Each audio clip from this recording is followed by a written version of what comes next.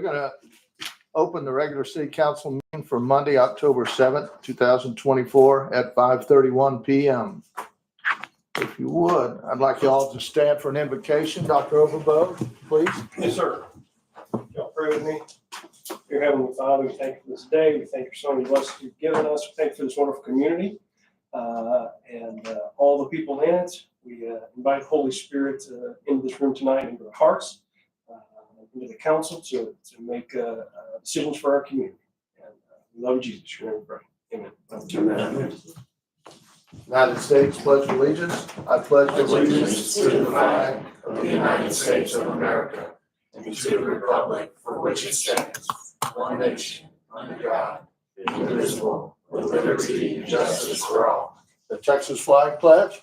On the Texas flag, I pledge allegiance to thee, Texas, one state, under God, one and indivisible. Thank you.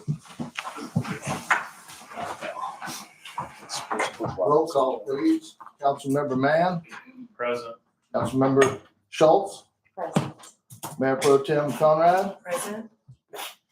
Councilmember Freeze is absent. Councilmember Bruni. Present. All right. We have a quorum. Did we have any citizen comments? Anybody sign up? Okay. All right, I'm going to read this anyway, just in case they go in one individual. I'm asking that each individual addressing the city council do so in an orderly and respectful manner. Please attempt to address any issues, concerns, or suggestions in the public comment section of the meeting. Public comments outside of this section will be limited. All speakers shall approach the podium and provide your name and address for the record. The comments from the public during the agenda items and the public hearings and the agenda items for individual considerations will be limited to 3 minutes, and your time cannot be shared with anyone else. I ask that everyone silence your cell phones, please, for the duration of the meeting. The council members will give their undivided attention to all speakers and presenters, and I ask all those in attendance, please offer the same to them while they're deliberating. I also ask that the council members please be acknowledged by the meeting chair prior to speaking. Thank you. Unfortunately, we've got to go into executive session just for a short time. It won't take us too long. We've got a couple of items that have to be covered first. So we are going to go to executive session in accordance with the provisions of Texas Open Meetings Law, Subchapter D, Government Code, Vernon's Texas Code, annotated in accordance with Section 551.071, consultation with an attorney for the reasons of interlocal agreements, and also Section 551.074, personnel matters, city secretary discussion. So we will close the open meeting at 5:34 p.m. and we shouldn't take too long at all. When we return to the move. Y'all can say before the. Yeah. Y'all can stay. I like it. I had it scheduled to go and it didn't go until I clicked the button.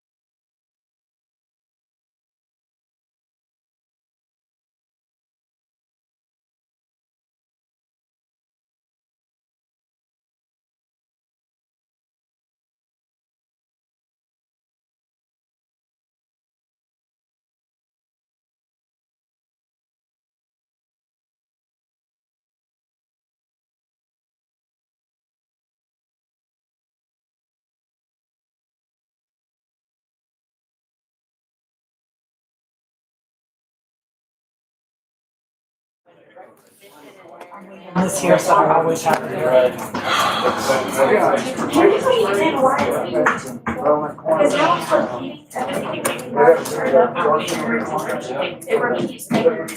For real? Take off the mic.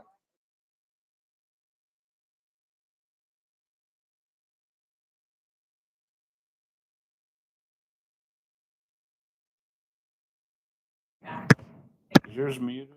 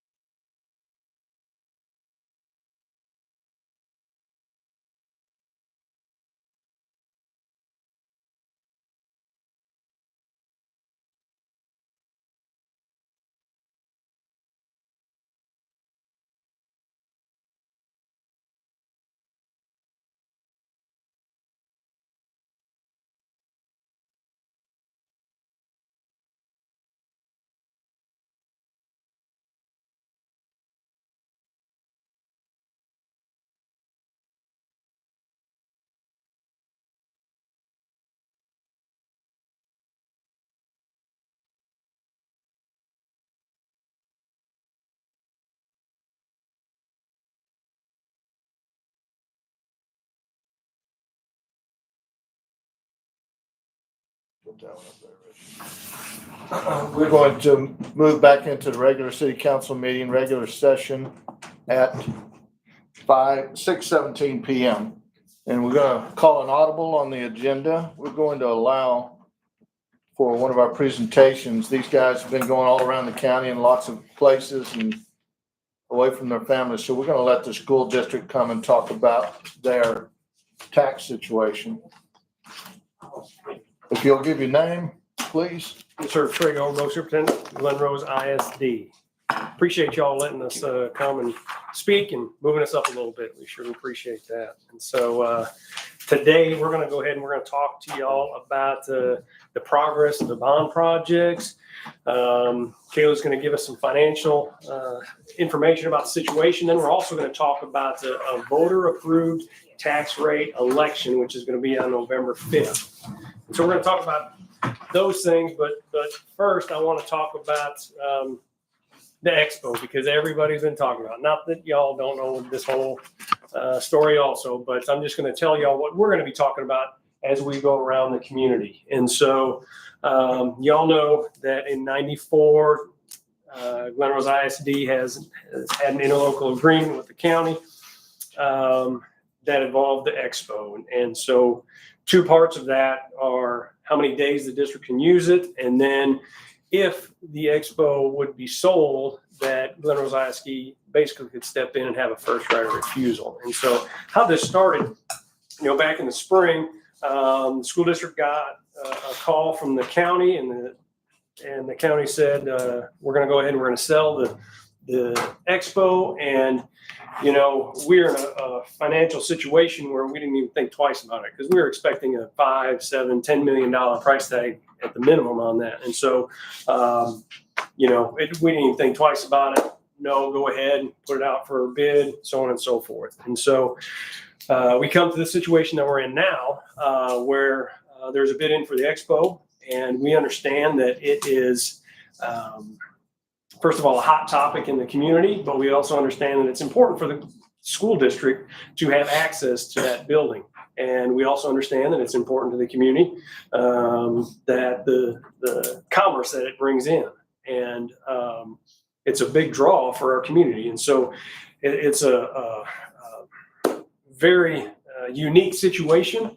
And so as the school district, we wanted to make sure that we were doing the right thing for not just the school district, but for the community. So we jumped in there and used our first right of refusal. And part of that contract that is currently $1.5 million, we took that on. And part of that is a feasibility study, a 90-day feasibility study, which will be done in mid-December. And so that's where we're at right now. And we understand, once again, that it is so important. So we just wanted to take some time.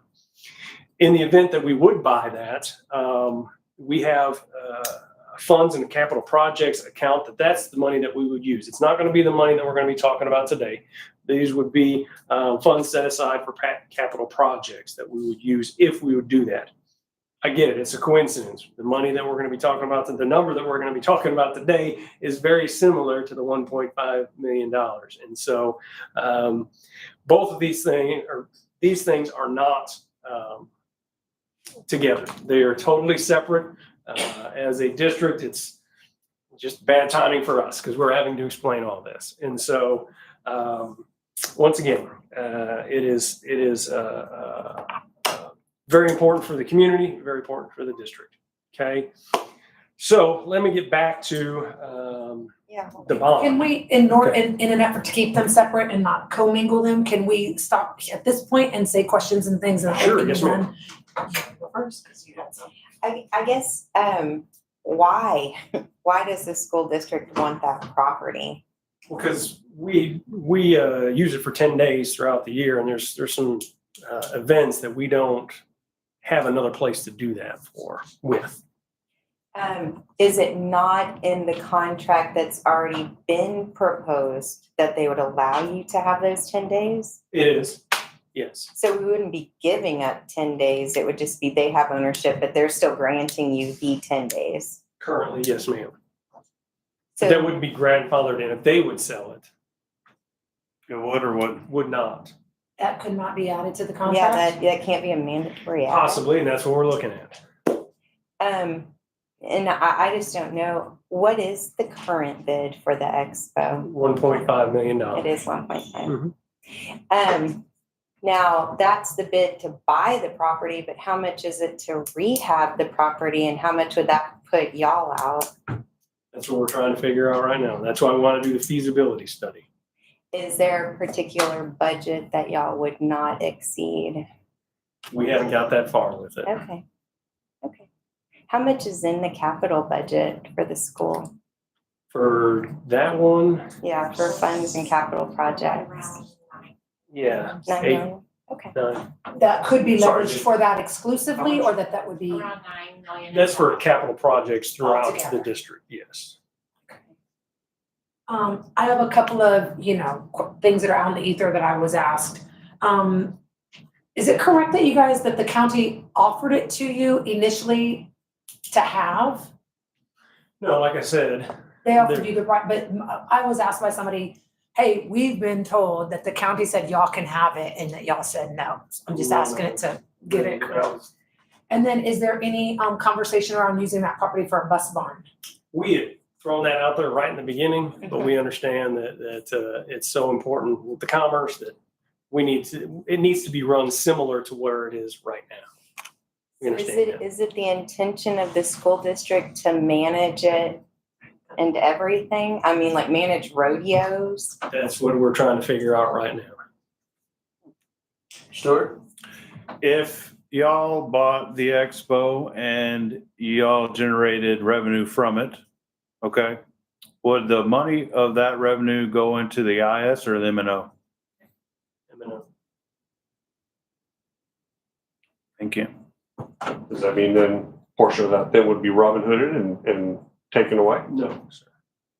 But the portion of M&O was Robin Hooded. Yes, I'm sorry, yes. But not that. Yeah, it's complicated, isn't it?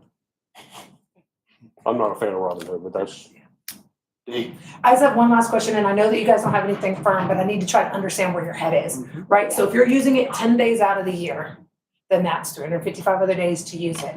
So I need to hope that at this point, you guys have at least started to explore what that would look like. Yes, ma'am. So what would that look like? Would you hire an event coordinator that would manage I need to know what let's pretend like tomorrow they're like, yep, it's a great idea, let's go, it's not gonna cost a lot. What do you envision as a potentiality? Well, once again, that's what we're trying to figure out right now. So we've got that 90 days to do a feasibility study to see what it looks like. You don't have a thought, like, let's say the 90 days comes back and it goes, man, the repairs are minimal and this is a really good deal and you gotta snag this up. If you get that answer, you haven't already started to think through, then what from there? We're doing the best we can right now. Okay. I know. That's why it's a feasibility study, Yeah. hence the name. Prior to this coming on the market, what were the intentions of that 8 to 9 million? What were you hoping to achieve with that budget line? Capital improvements to Glen Rose ISD. Like buildings like you currently have Yes, ma'am. and your bus barn? HVAC, any capital improvements that you could think of, we have to be able to keep upgrading our facilities, besides the bond projects, which I'm going to talk about here in a minute. More so a rainy day fund than a planned fund, that 9 million. Yes. Anybody else? Thank you. All right. So back to what the VATRE. So about a year and a half ago, Kayla and I came and talked to y'all about a bond, a $31 million bond, and we appreciate the support for that. We did a $31 million bond without raising the tax rate, and we're going to talk a little bit about more about that here in just a minute. Just to give you a little update on the bond. So projects that are completed already, we've added 3 new playgrounds, fine arts equipment, cafeteria improvements, restroom renovations at the high school, exterior lighting, additional seating at the baseball, softball, and tennis courts. Current projects include parking lot across the street from the intermediate, the connection for the junior high between the gyms and the main building, improvements to the intermediate, the back parent drop-off, 2 pre-K classrooms, the activity center, the big building that everybody can see right now, and then the CTE building. We just poured that slab last week. So it's all very, very exciting. And, once again, all those projects are going on because we moved some pennies around and to not have to raise the tax rate. And so what we're going to talk about today is this VATRE, which is a voter approved tax rate. And a vote for 4 would put $1.7 million in the M&O budget for Glen Rose ISD. And so Kayla is going to talk about the financial situation. Then she's going to talk a little bit more specific about the VATRE. I'm going to show a video really quick first. That's from. Get this. Yes.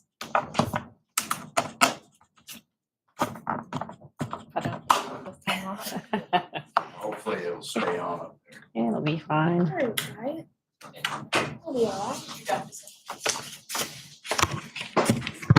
I think it needs to be turned back on.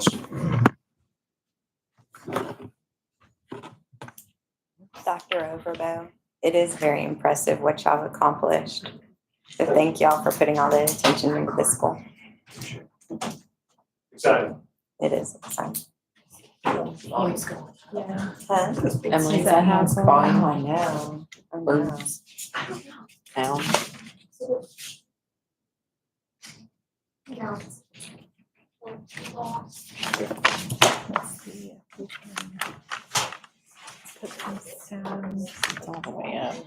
We can go to the PC. Told him to quit drinking. See if it'll turn on at the TV. That's what she just So said. Sheila's not gonna be very effective about sound. Yes, hold on.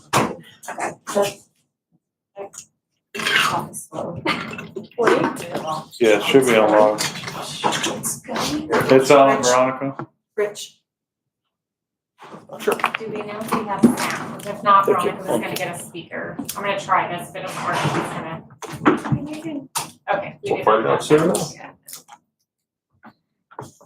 Can you give your full name, please? Oh, sorry, Kayla Oakland. Sorry.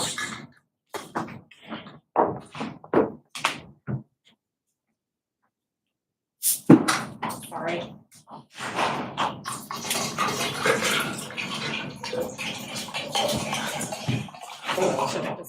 Yeah, it was really on in my office. Oh, nice, okay, very good. That's why we were. State's unwillingness to prioritize school funding has triggered deficit budgets across the state. These budget shortfalls are largely due to the passing of House Bill 3 in 2019. This was the last legislative session with a meaningful focus on school finance. However, it negatively affected property wealthy districts like Glen Rose ISD. HB 3 has $6 million in annual funding phased in over the last 5 years. This represented a 25% loss in operating revenue.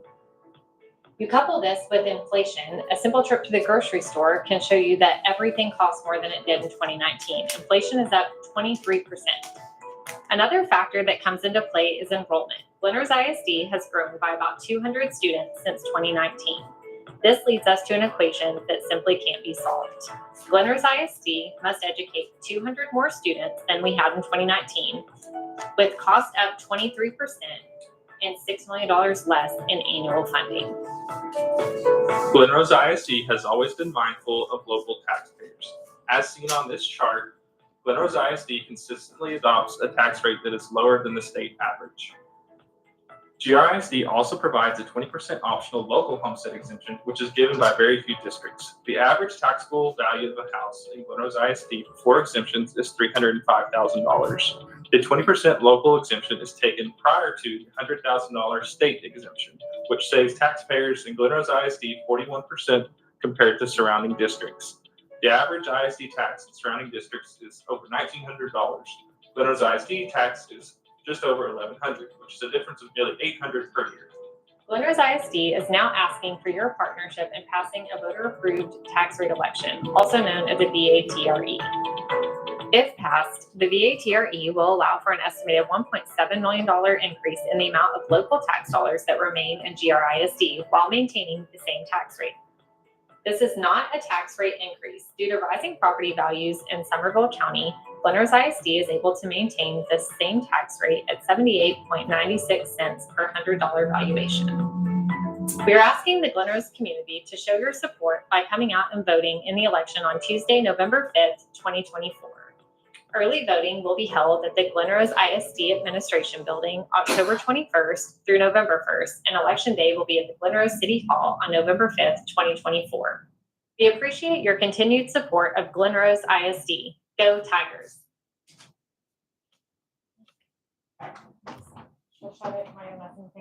You can just shut it and unplug it. So, picture this, it's 2019. You live in a 4-bedroom, 3-bathroom home. It's mom, dad, and 2 kids. The ratio of bedrooms to people is great. Plenty of room for guests when they come to visit. Great ratio of bathrooms to household members. You take $100 to the grocery store, you're able to buy everything that you need, and all is right and wonderful in the world. Now, fast forward 5 years, it's 2024. You still live in your beautiful 4-bedroom, 3-bathroom home, but now it's mom, dad, and 3 kids. Your family experienced some growth. Our ratio of bedrooms and bathrooms aren't quite the top-notch ratios we once had. Things are a bit tighter. Then you go to the grocery store, but now you no longer have $100 to spend. You only have $75 to spend. Go to the checkout with the same cart that you had in 2019, but that cart that cost you $100 now costs you almost $125. And you're trying to stretch that same cart of groceries over one additional household member. This is a problem. You have $25 less to spend on your groceries. Your groceries cost almost $25 more than they used to, and you're stretching them over an additional household member. Sound familiar? Some of you in this room, that might be a reality. For Glen Rose ISD, it's a very literal reality. So what do you do in that situation? Obvious answers would include find a way to make more money or start living life differently, sacrificing things that you've come to know and expect. As Dr. Everbaum mentioned, we came to you not too long ago to ask taxpayers to support our bond, and this bond has allowed us to address some facility-related needs and improvements. As some of you may recall, we spent a good bit of time in that conversation discussing the buckets that you see on your flyer at the top. So a school district tax rate, just as a refresher, is made up of 2 components. You have your M&O component and your INS component. The M&O side is what's used to fund all your salaries, operations, utilities, classroom budgets, everything it takes to operate the school district. The INS side can only be used for bond payments and bond issuance costs. Those funds cannot be used to pay teacher salaries. We get the question all the time, you can afford to build these buildings and do all these projects, but you can't pay your people more? No, not with those funds, we can't. So 2 separate issues. The bond, we were addressing the INS rate. Now with this VATRE, we're addressing the M&O side of things. As the video mentioned, things for Glen Rose ISD have become increasingly difficult since the passing of HB 3, which have ultimately led the district to pass a deficit budget for the first time ever, as far as I know. School districts can only generate operating revenue through student growth and property taxes. To state the obvious, additional student growth also requires additional expenditure, so that's not a super effective way of increasing your revenue. So the only other option we have is property taxes, which obviously that's not good for any property owner in this room. So unfortunately, it's about the only option that school districts are left with under the current state funding formula, but that is not something we at Glen Rose ISD want to do, and it's something that we've avoided for a long time and plan to continue to do so as long as possible. So with these constraints on the revenue side of the equation, we have to look at the expenditure side. Glen Rose ISD has always kept a close eye on our budget, on our expenditure side. We've always sought opportunities to save. Point in case, our entire supply budget for the school district represents 3% of our imminent budget. The biggest two pieces in our expenditure side are recapture and payroll. Recapture, Robin Hood that you were referring to, we don't control that. There's nothing we can do. The state sets that, so we have to exclude that from the equation. And we're left with payroll, which represents 75% of our imminent budget. Although hundreds of school districts across the state of Texas are experiencing these same budget shortfalls right now, there are some local school districts that you may be thinking of that haven't passed a deficit budget. So you may be wondering why Glen Rose. Well, I challenge you to take a closer look at those school districts. House Bill 3 impacted property wealthy districts differently than it impacted non-property wealthy school districts. And I guarantee you, if you take a look at some of these districts that have not adopted a deficit budget, and even some that have, they're either taxing at a significantly higher tax rate, they're paying their teachers far less than what we pay our teachers, or they're stuffing far more kids in each classroom than what we do here at Glen Rose ISD, or a combination of all three of these. To take a look at some local districts, Granbury ISD has a tax rate of 93.19 cents, just 14 cents higher than Glen Rose, or 18% higher, and they passed a net zero balance budget. Godly ISD taxes at over $1.28, which is 50 cents higher, or 63% higher than Glen Rose ISD, and they passed a $1.7 million deficit budget. Toller ISD is taxing at 95.12 cents, which is 16 cents higher, or 20% higher. They pay their starting teachers $12,000 less than Glen Rose ISD, and they balanced a net zero balance budget. Stephenville ISD is at $1.14, 35% higher than Glen Rose ISD, or 44%. They also pay their teachers far less than we do at Glen Rose ISD, and they passed a net zero balance budget. Then lastly, Cleburne ISD is taxing at a little over $1.21, which is 42 cents higher than Glen Rose ISD, or 53%.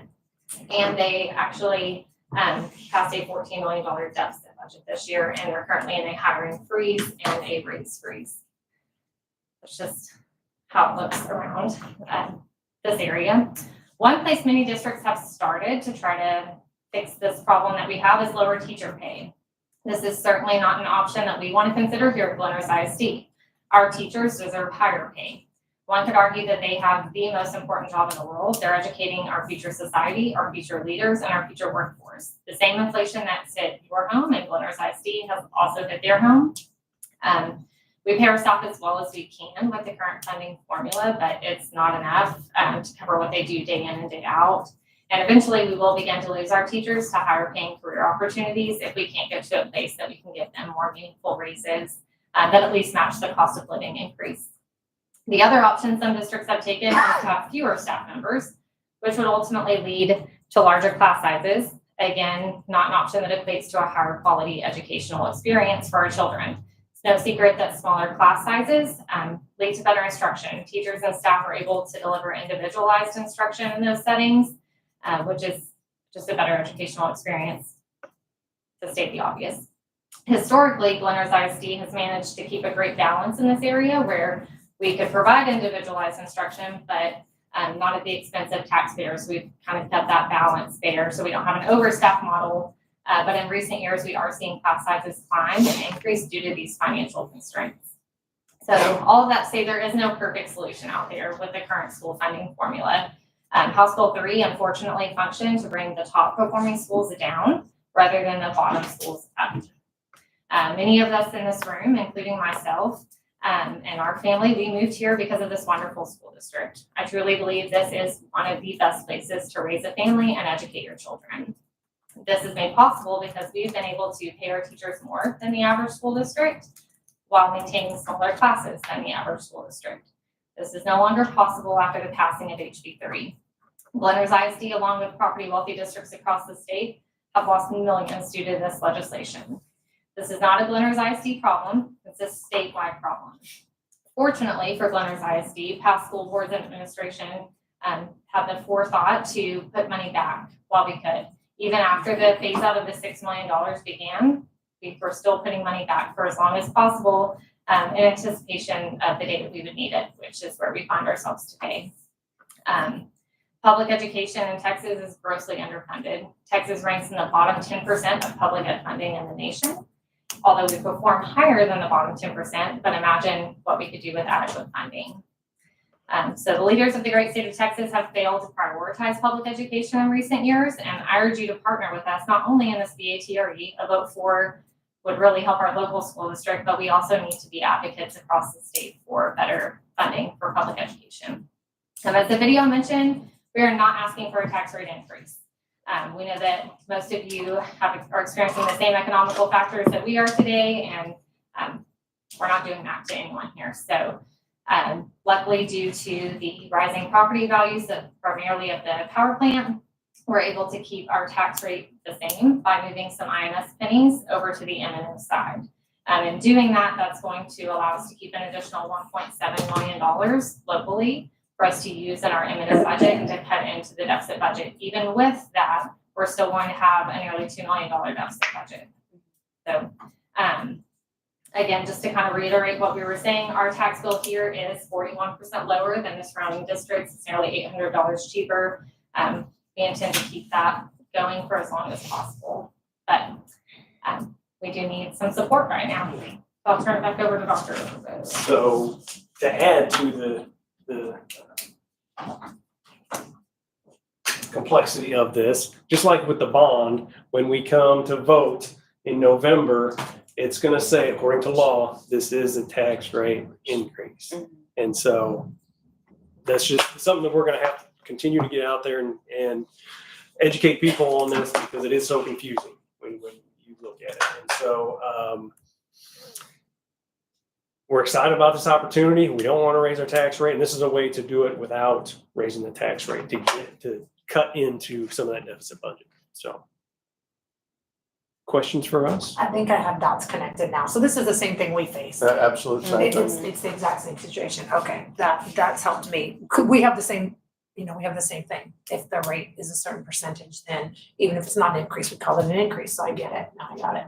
I do have one question to connect back to the earlier. If you do purchase the expo and do something with it, have somebody hired to manage it, what have you, would those expenses come out of the M&O? Yes. For managing that? Okay. Okay. Anyone else have a question? Yeah, 2 questions. No, I thought we couldn't move funds from INS into M&O. So how are we accomplishing this, or am I misdirected? We're not moving funds, we're actually transferring your tax rate. So our INS funds that we've collected, they have to stay in your INS bank account. Those, you are But I absolutely thought the correct. rates that were established and No, their INS rate, actually, you should set your INS rate in order to pay your bond payment. So because the property values are higher, we need fewer pennies to make that bond payment. So our taxes are So as long as property you're still values went paying the up. bond. Exactly, we for can that. still pay the bond with 7.27 cents. We no longer need the full 12 cents because the value of property and especially the power plant went up. okay. We can make Do our you bond have payment. emergency fund tied to that INS back bucket? What if property values go down? We actually have, 2 types of emergency funds. We do have some fund balance in INS, not a large amount. You're not allowed to have a large amount, but we do have a fairly healthy safety net there within that bank account and fund balance. But then also part of our general fund balance designated funds, we have a section designated to help with INS payments if the day were to come that either somebody doesn't pay their tax bill, like a large taxing entity, because there's been times in the past that things get held up in litigation. So we have set aside funds in our general fund balance designation. So we are safe there. Did you have another one? Sorry. It's okay. So you said even if this passes, we're still have a $2 million deficit. What are we doing about the $2 million deficit? And then I actually have one more follow-up after that. We are, That's a great question. We're hoping that the state steps in and steps to bat this time, because last time they didn't, they said, go, like she was saying, from 2019, we're still doing the same stuff. Then once again, this is a statewide problem. You just watch the news just a little bit, talking about district after district after district or deficit budgets. trying to meet in the middle, Yeah. not put it all on our local taxpayers. We're doing what we can on our part, hoping the state will come through this summer in a legislative session. If they do not, then Yeah. this conversation looks different. You're right. So, yeah, we could be coming to you in next year, the year after that, asking for a tax rate increase, which we don't want to do, but that's the situation we're going to be in. And then the other part of that, if this doesn't pass, does that mean then that the bond gets paid off sooner since we have more money in the coffers because we're getting more money in great question. INS? No, so the INS tax rate will be 7.27 cents regardless of if this passes or not. So if this doesn't pass, your tax rate could be 5 cents lower, save you $72 on the average homesteaded property in Somerville County, so $6 a month. Small price to pay to support your public education, but it will not help pay the bond off sooner because you can't actually have your INS rate set at a rate that is so high that it's collecting more than what you're needing for your bond payments. Thank you. Interesting. And when is the bond paid off? Is it a 20-year bond? This was a 15-year bond that we just passed. So doing my math right, we paid our first payment, so we'll have 14 more years to go. Most school district bonds are anywhere from 15 to 30 years. Most are on the longer end of that if they're larger, but since ours was on the smaller end of school district bonds, it's a 15-year note. Well, I'd like to say that we all know how important education and why people move to Glen Rose and why people bring business here. And I can't tell you how to vote, but it doesn't take long to think about it. So thank y'all for coming. We wish you luck going out and informing more because that's what it's going to take.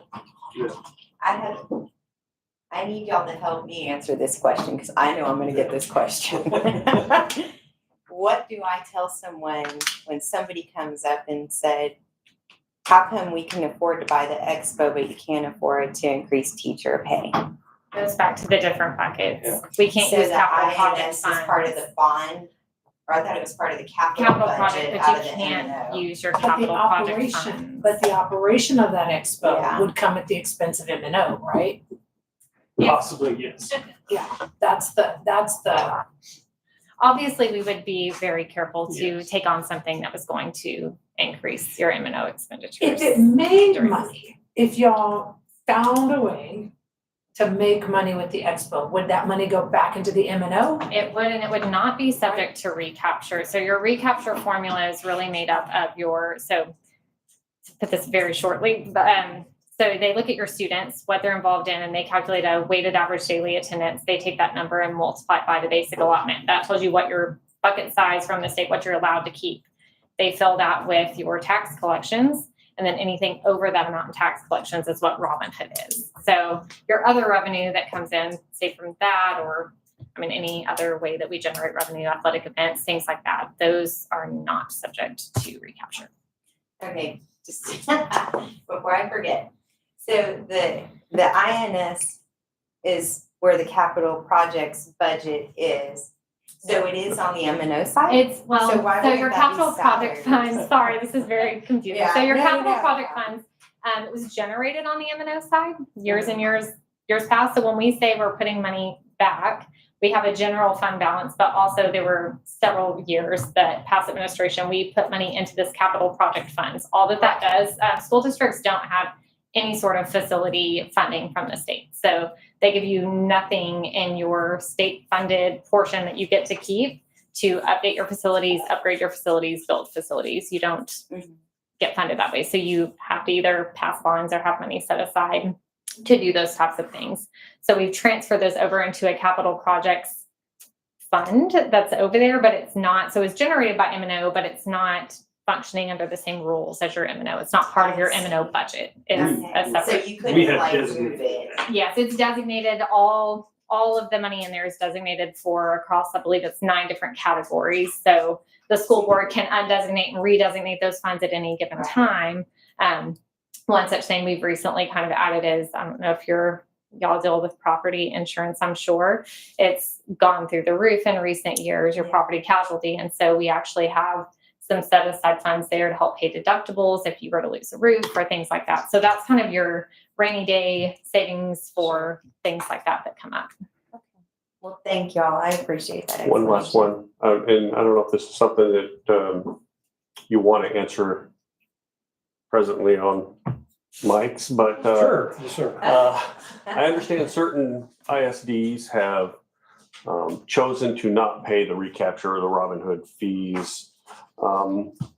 Is that legal? Is that doable? Is that a way that we can keep our recapture also? It's actually against the law. So those people will end up doing it. People have been trying since 1994 when Robin Hood's been around. People have been trying to get around Robin Hood, and they're still in the same boat today. We've all been complaining about it since then. So I mean, we're budgeted to send 11 million back to the state. So we wouldn't even be talking about a deficit budget if we could do that. But that's. Wow. makes sense, doesn't Like you said, rather teachers get more than. Absolutely. it? For sure. Yes, sir. All right, thank you. Kayla, thank you. Thank you, thank you. Thank you.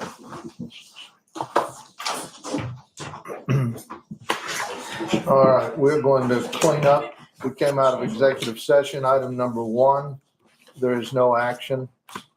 And item number 18, the personnel matters regarding the city secretary. We are directing staff to continue accumulating candidates and applications for the position, and also perform, what am I saying? Interviews. Interviews with the candidates that they feel is capable of doing this job. So we will do that on the second point. So we'll go back to the regular meeting here in our agenda item, and we're going to start with individual items for consideration. And discussion consideration, item 3, discussion consideration and possible action regarding road closures on the downtown square for the night of the election, 11/5/2024. Discussion? Do we need to? Which side is Wait, I am confused. Yep. Like, when are we, can somebody remind me where we're voting? Are we voting at the expo? You should, Well- because it's a major. What, I'm trying to think if there's any hindrance to road closures here for voting. Sounds like the ISD's election is here Yes. on election day. Day. So then are we talking about closing it after the polls close? Yes, because the reason we're doing it is for the parties to be able to put results up. Yeah, no, okay, great. That was just, So we close at 7, okay, cool. I would assume. That was mine. Anyone have a different idea of that? No, because the poll Is- goes here for the school district, the expo. Veronica, goes was this up your there. item? Those are the only two. Yeah. Yes, well, that's Can- good on. Okay. So it's for the street closures beginning at 7 PM. Okay, that was I just wanted to make sure we didn't have any impediment to voting. The last thing I wanted was I don't know if it's not the whole square. it's R just in three. Front, yeah. Are we just talking Vernon Street between Walnut and Elm? Or just this one, I and think this it's one. just Walnut. here to here. So just burn it in front of the Yes, sir. Okay. Yes, sir. that. My concern was just which streets and what time. That was And my what question was the time? Okay. After 7, at least after 7. 7 PM till whatever. Yeah. Yeah. Whenever Jim gets up in the night and goes and takes down the barricades. We'll take Who said Jim isn't gonna be partying with everything? Yeah. Okay. I move to approve the street closure on Walnut beginning at 7 PM. I second it.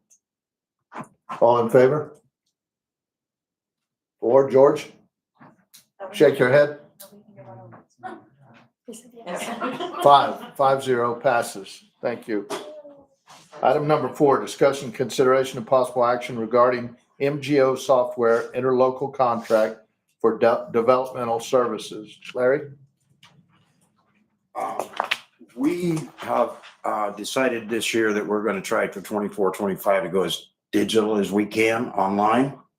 And in order to do that, we started searching software. We went through a couple of them. We had a couple good candidates, but it didn't perform. MGO does perform very well. They do the licensing and permits. Planning and zoning can be added later. We're not doing that in this stage. The Solution Center is there for us.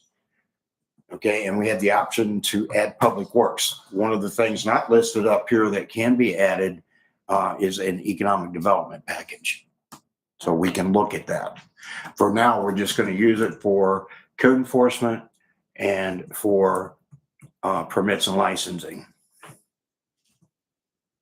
This started in Louisiana as planning districts. When they started, I'm going to run through this pretty quick. They were created in 1978. Since then, they've grown and they're servicing 23 states, I think. In Texas, they're using 85 jurisdictions use this currently. Now, at the Building Official Association of Texas Conference, the BOAT, I talked to several people there, and that's when I met this group. And then I went to their statewide, they have a conference and it's free to us. We go to the state guys conference and they did all the updates. There were a lot of updates done. They're all free updates. They don't cost us anything. There are several cities here that I already had met and talked to about it. One of them for sure was Irving, Wayne Snell, who sits on the boat, and Harker Heights with Mike Beard. Are you saying you talked to them? I've talked to them personally. Yeah, as a matter of fact, Mike and I will be discussing when we get ready for implementation. Some of these cities have gone to a second package that we're not going to do virtual inspection. We don't have that need. It's not as big as a city. So the original project leaders are still with this project. Software has been used for 18 years. Hundreds of implementations in 23 states, created by government for government. This is an enterprise government agency. And when it started, it just kept growing and ended up growing right out of the state. So a lot of people are using it. It's had 3 International Economic Development Council Program Awards. It's had 2 Amazon Gold City on the Cloud Innovation Challenge and 2 AT&T Technological Innovation Awards. It's an award-winning software. 24-hour customer. This is what some of the things it does. It does 24-hour customer portal. So people can go in to our site and they can click to what they're looking for and they can do it. It has mobile work orders and inspections, digital plan review, automatic phone alerts. Now this goes to the applicant as well as to the person that's doing the work. Customized reports and unlimited support. And that doesn't cost us anything for that. You apply, this is what the portal will do. Just as an example, it does a little more than this, but apply for permits online, view the status of checklist items. This is something that Troy and I have been discussing for a while for checklists. They have the templates to help us prepare all of these. We will use what we have and customize what we have currently with using these hundreds of different checklists. View inspection reports, view original, revised, and revised plans. One customer portal account allows you to manage permits, code enforcement issues, addressing, and more across multiple jurisdictions. So we're going to be able to use it on our end for multiple purposes, one of them code enforcement.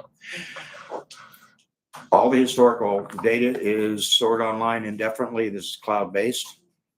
All features are completely free. They don't cost us anything. There are no charges for any of the functionality of the customer portal. One of the great things about this is implementation is totally free. Doesn't cost us a dime. It has native mobile apps so people can use this, true, on iOS and Android. They get a faster speed and higher quality, customer branding, direct links to other city County Services. Those come through there. This is where I'd slow down just a little bit, tell you this mobile work orders and inspections. That's an iPad screen that shows different projects that are out there. You click on it and there's several different windows you open and you do everything in real time on site. So when we take the pictures, they attach to the iPad.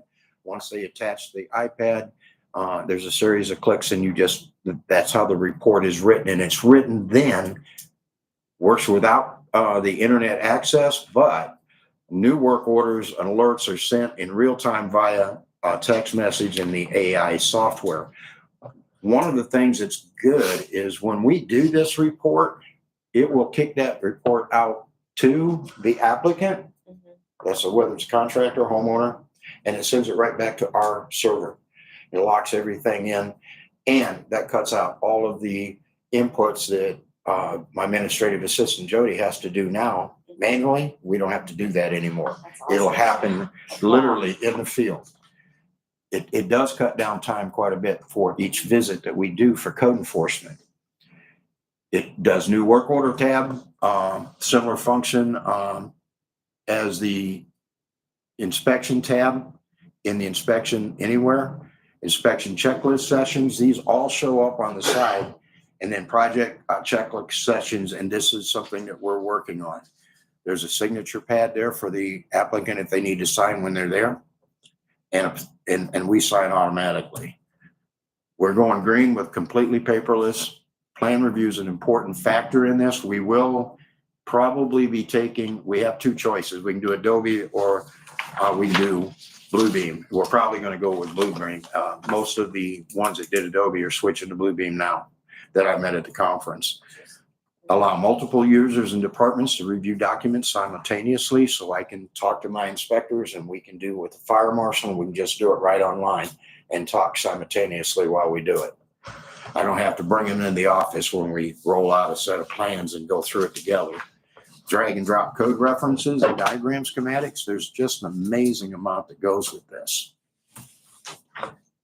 Does digital plan review.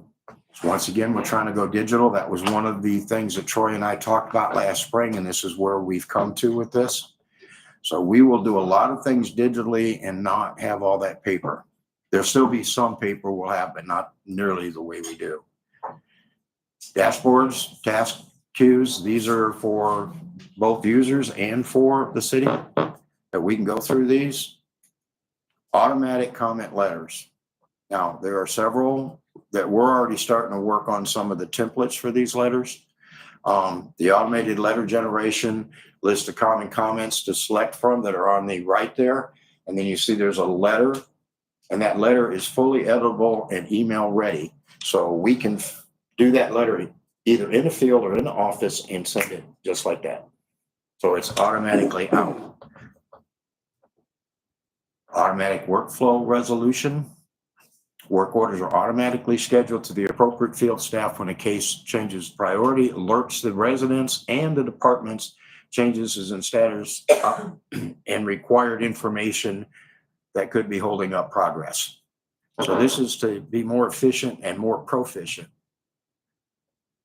We integrate with our GIS. That will happen as part of the process. No cost for the integrations, no cost for the setup.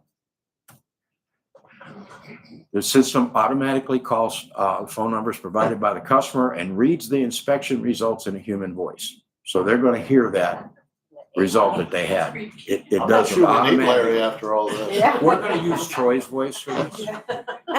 Oh, yes. Then people are gonna have questions. Are we thinking they're talking to a live body? They could configure automatic alerts and report delivery through email, text, and text message and fax, whichever one they select. Gonna be Stuart Graphic. Yeah. Hello, Glen Rose. Good evening. We'll have graphs, charts, spreadsheets, and more that come in customized reports, and we can generate a different kind of reports depending on what the need is to whichever entity wants that report. So we'll be able to generate those customized. We create your custom reports at any time without any additional cost. So if we need to customize something, maybe we're applying for a grant, there's no cost to it. Any report, anytime, no charge. Have we already purchased this technology, or is this something? No, this is a software program that we are discussing right now. I've already picked up the iPad, so we Yeah, brought I'm, it. I think they're sold. yeah. My Did a only great question job, Larry. is, have we done comps, right, side by side Yes. comps of other softwares, comparing the services and comparing the We prices? did. We looked at several. We had one that we really liked, and it turned out not to vet as well on performance. It was the performance side that killed that. We were going to go with it a month ago. So, We've tried to really err on contacting other cities that are using these software, so get feedback from them, because, you know, otherwise you're just listening to a salesperson. correct, correct. Yeah. Stuart, you had a question?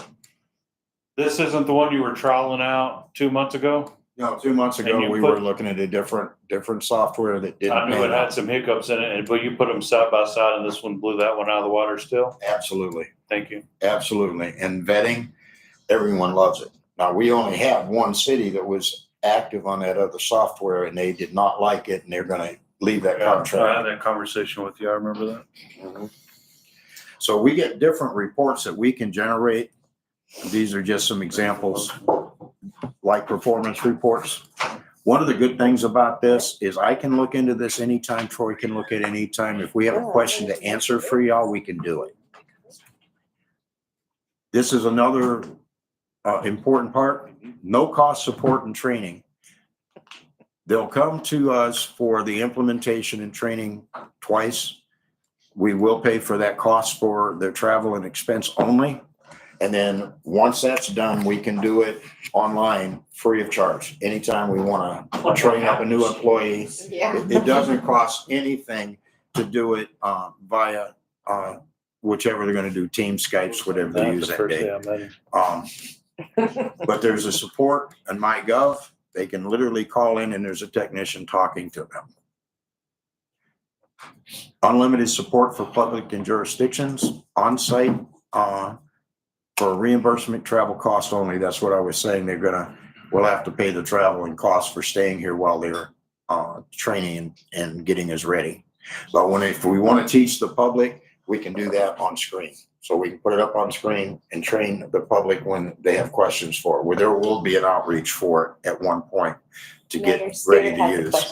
question. Sure. Go ahead. My question was on slide 18, page 18, it's got, different packages. Did you have a package that you were recommending for Are us? we talking, 0 to 500. Is that Yes, so we're 0 to looking at the 500. 0 to 500? Yeah. Okay. I'm trying to get the idea of, so what are we looking to approve? Because That's what I Yeah, was that's asking. where What's the I'm at. cost of it? That's where we're at. listen, this stuff is, you know, this is It's my awesome. happy place. And we're talking about tracking and making things. oh, tracking is Yeah. incredible So on this. I just need to Larry, know. if you where can we're move to the cost section. Yeah. Yeah. We can jump right to that point. Now, if you look, Wait, I'd like to hear it's more about the actually free on my conference. page, it's on page All right, guys, 11. let's listen. On page 11, there's a graph All right. in the interlocal contract. So when we see that, we're expected to be at 0 to 500 this coming year. Oh, okay. Now, it could be more, but not likely. If we go over that, we're gonna have a charge. When we write into where it's, I think it's just below the chart, you'll see it's got the numbers there that haven't been inputted. When I discuss this with the IT director for them, he indicates we'll probably be at 500. Now, some of the report that you'll see from my annual report a little bit later, that has us at 539 for this past year. Part of those would not be counted in this because they're not applicable to this. And then is the overage rate per customer, per permit? That's for a permit. Okay. If we go over it, but the likelihood is we won't go over it. Very Is it like likely. garage sales or something like Yeah, that? yeah, that's when you're talking about your free permits to the historic, and farmer's market, or when we're giving free ones for banners and temporary signs. Those don't count. Okay, and then is there an opportunity if we find 6 months in, a year into this 2-year contract that we're we're we're trending higher than we thought to negotiate the volume? Okay. Yes, we can definitely go up. Now, I will be back in touch with him, make sure that we're not gonna count this year in 24, 25 as a 500, being Are we not? 500 to 1,000. I tried to call him today to just make sure that we don't count anything that doesn't apply to actual building and code enforcement. Perfect. So are we looking at 600 a month? The permits, code enforcement and GIS integration? Yeah, we'll have all of this totaled across that. If you follow the line across on 0 to 500, you'll see that we have 260.42. Then we have 99 for code enforcement. That doesn't change whether we go to 500 to 1,000 either. And then 230 for the integration that is active at all times. It's actually on our iPad. So that's the total. Like, what would you say, 590? 590 a month. A month? 591. Yeah. Right, it only jumps when we go to over Okay. 500. So the ask for today is for approval for use of this, to enter into an agreement with this system for the 0 to 500 volume, which is gonna be an estimated $500 a month. Do I 600. have that right? $600. $600. It's a little more than 590. 500. 600 a month. Yeah, it's under 600. Okay. Go I ahead. think that's And that's great. per month. That'll happen per month, but there's no cost for implementation and the integration. Right. We got that. And we have to Rich. budget it. So that's Richard? awesome. Yep, love what I see. I'll start with that. How user-friendly is it? I'm obviously just concerned with, is there gonna be any difficulties for yourself using the software? Have you It already won't been be playing for- with it? No. You've already been messing with it at all, or? No, I think that when we do our training, it's gonna be easy for staff. We need to do an outreach to the public when we have contractors using it, just for education purposes, but I think there's a tutorial on it for them. I believe that's integrated into it. We're also, well, Yeah. you stole my thunder. I'll say that. We're gonna be talking about the website, but we're gonna have a sub-page, I guess you call it. I'm sorry, she stole mine, now I'm stealing yours. And, but anyway, we'll talk about it, but it is. Okay, we have any other discussion? Council, ideas? This looks great.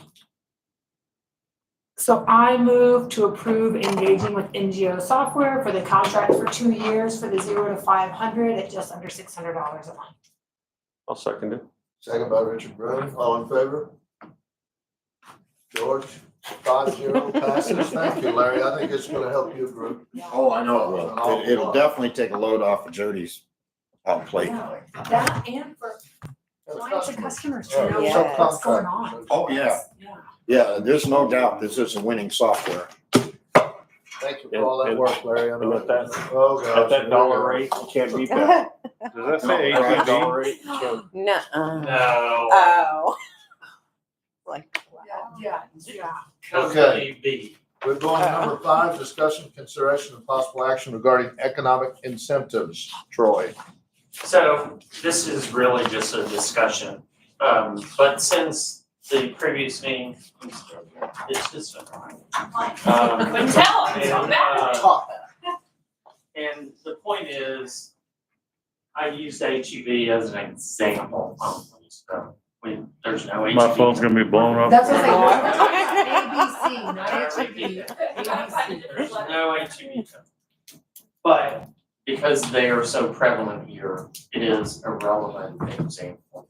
And that is, when an HEB is coming, like what Granbury did, for example, there are so many economic incentives that the city must give to get those to come. And that's just the way that it is. And that's the way that it works.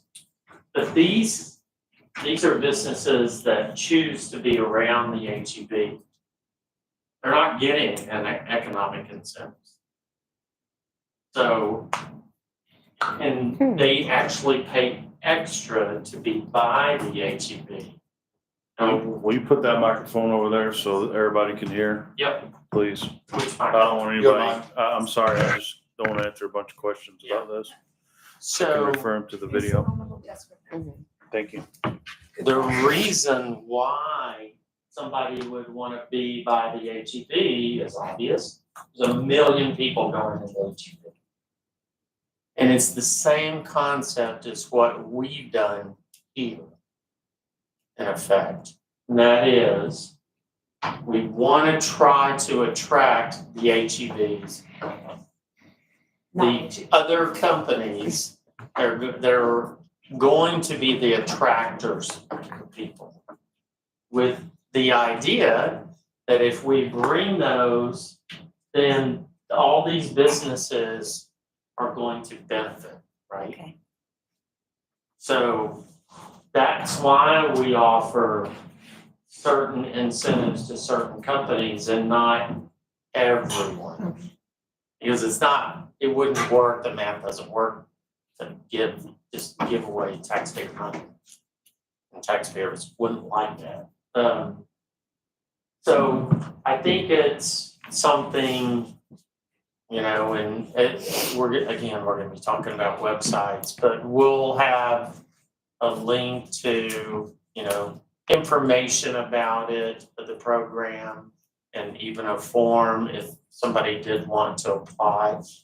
But I think it's incumbent upon us to be very clear that it's not a taxpayer giveaway to everybody. And look, I want every business to succeed as much as I do them, right? So just because we don't necessarily give them to these when they decide to come, doesn't mean that we don't want to do things to help their businesses. And ultimately, we just have to trust in the fact that being by HEB is going to help all their businesses. So our job, my job, staff's job is to find those versions of HEB that are going to bring businesses. And that's what we have to trust in, because as it stands right now, we don't have the HEB, we just have the other businesses. But we're not bringing enough customers to the whole area, which happens to be our town. So I thought it was just good that we kind of just put that out in the public atmosphere, because we're getting lots of calls. And I just want everybody to understand, we want to do whatever we can to help everybody's business. And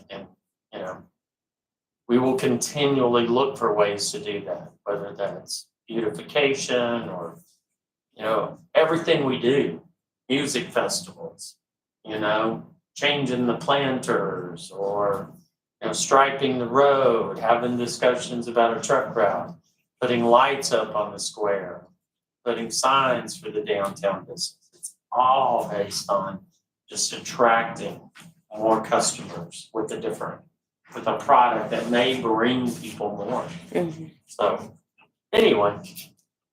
Yeah, I was actually thinking about you yesterday in that, I was hanging out with my brother and he's like, oh, you haven't been to this town before? I'm like, no, you gotta go to this place. And so he was telling me that I needed to go to that place, not necessarily because of the town, but because of the place. But by proxy, now that I'm going, and so we've already started planning our trip. So we're gonna go to that place, but we're not gonna go to that place for breakfast, lunch, and dinner for all 3 days we're there. We're gonna go to that place once. But then all the other places that are around it are gonna get our breakfast, our lunch, our dinner, our hotel, our gas, our shopping. And so that's when I was like, okay, what are those places here? Because right now I tell people, you gotta go to Glen Rose for the dinosaur tracks, or for, it's just such a great historical town. But there aren't a lot of places that I say to go to, but I bought in hook, line, and sinker when he told me, oh, this thing is amazing, you've gotta go see it. And I'm planning my trip and I'm like, oh, that's what we're trying to do. Like Absolutely. I saw it as an end user, as the target audience that we're trying to get to. Well, and, we have great examples. Yeah. Right? So for us, it was, and I'm not gonna name any, because if I leave somebody out, somebody else will be upset. But we do have those places that will attract those one-off people, and you hope that they go somewhere else too, right? You hope that they like it and go, well, hey, we need to come back and go to that place and in a different genre of restaurant or whatever the case may be. But they're out there. I mean, you know, whether it's places in Hyco or in Granbury or some in Cleburne or Godly, you know, Walnut Springs, there are those places with one-offs that will bring people. And that's what we need. So.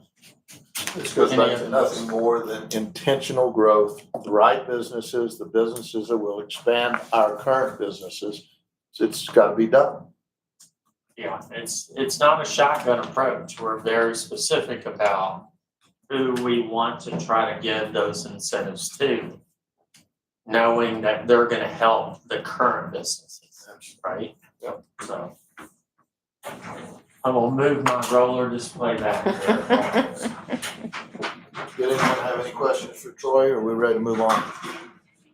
Thank you for that, yeah. Yeah, that's. So, you know, and I think, you know, I would just want to tell any merchant that the things that this council has done, again, the lights up on the square are meant to help the square, the signage, the whatever we do. It's all meant to get more people, which helps their business. Your microphone. Thank you, sir. I just wanted it to all be where I didn't have to try to rephrase what you said. Okay. Okay, moving to item number 6, discussion regarding updates to the Lane building. All right, let's see if I can get this to there. You got this in mind. The bunk cake. I thought it was gonna be cool. Jimmy's probably starving. Let him get in the go routines. All right. It's getting better.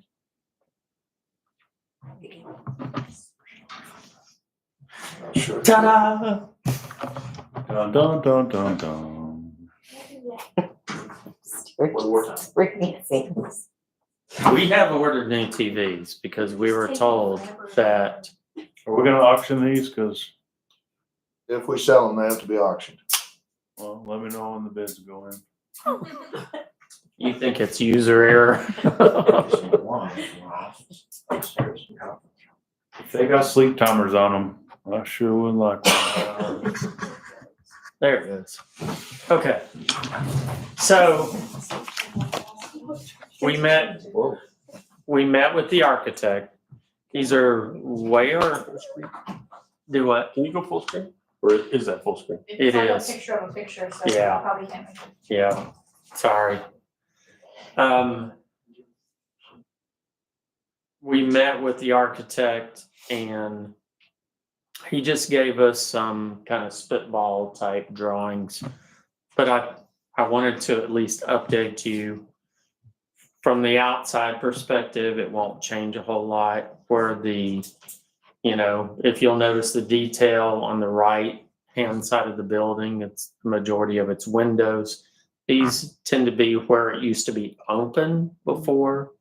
So it has that open concept based on where those used to be. So I know that we talked about city offices and we would retain this building. The council chambers would be here. We've got some offices. We've talked about moving people around. And we've talked a little bit about using this for convention space or as a visitors bureau potentially. And so what he brought us was an option where the right half of the building is the open space, convention space. It would have on the back wall a kitchenette, if you will.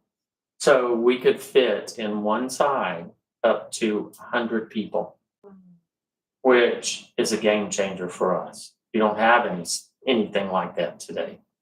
And to be able to do it in a building like this, where it's petrified wood walls, I mean, it would just knock it out of the park. And then in this half, we've got billing, and again, we had to redesign some things. But potentially billing and then 10 offices. Great. So it meets our needs. Some people will be here, so. Our council chamber staying here as well. Yeah. Okay. Let's see. There's the side of, this is the west side of the building. And he even talked about, because that's gonna get a lot of sun exposure, that we could have automatic, shades. Now this, he is changing because we did talk about some possible, maybe putting a door on the back. And when I get to the parking lot, you'll see why. But one of the best things is we pick up in this drawing 21 parking spaces. Wow. Which for downtown area, it's phenomenal. So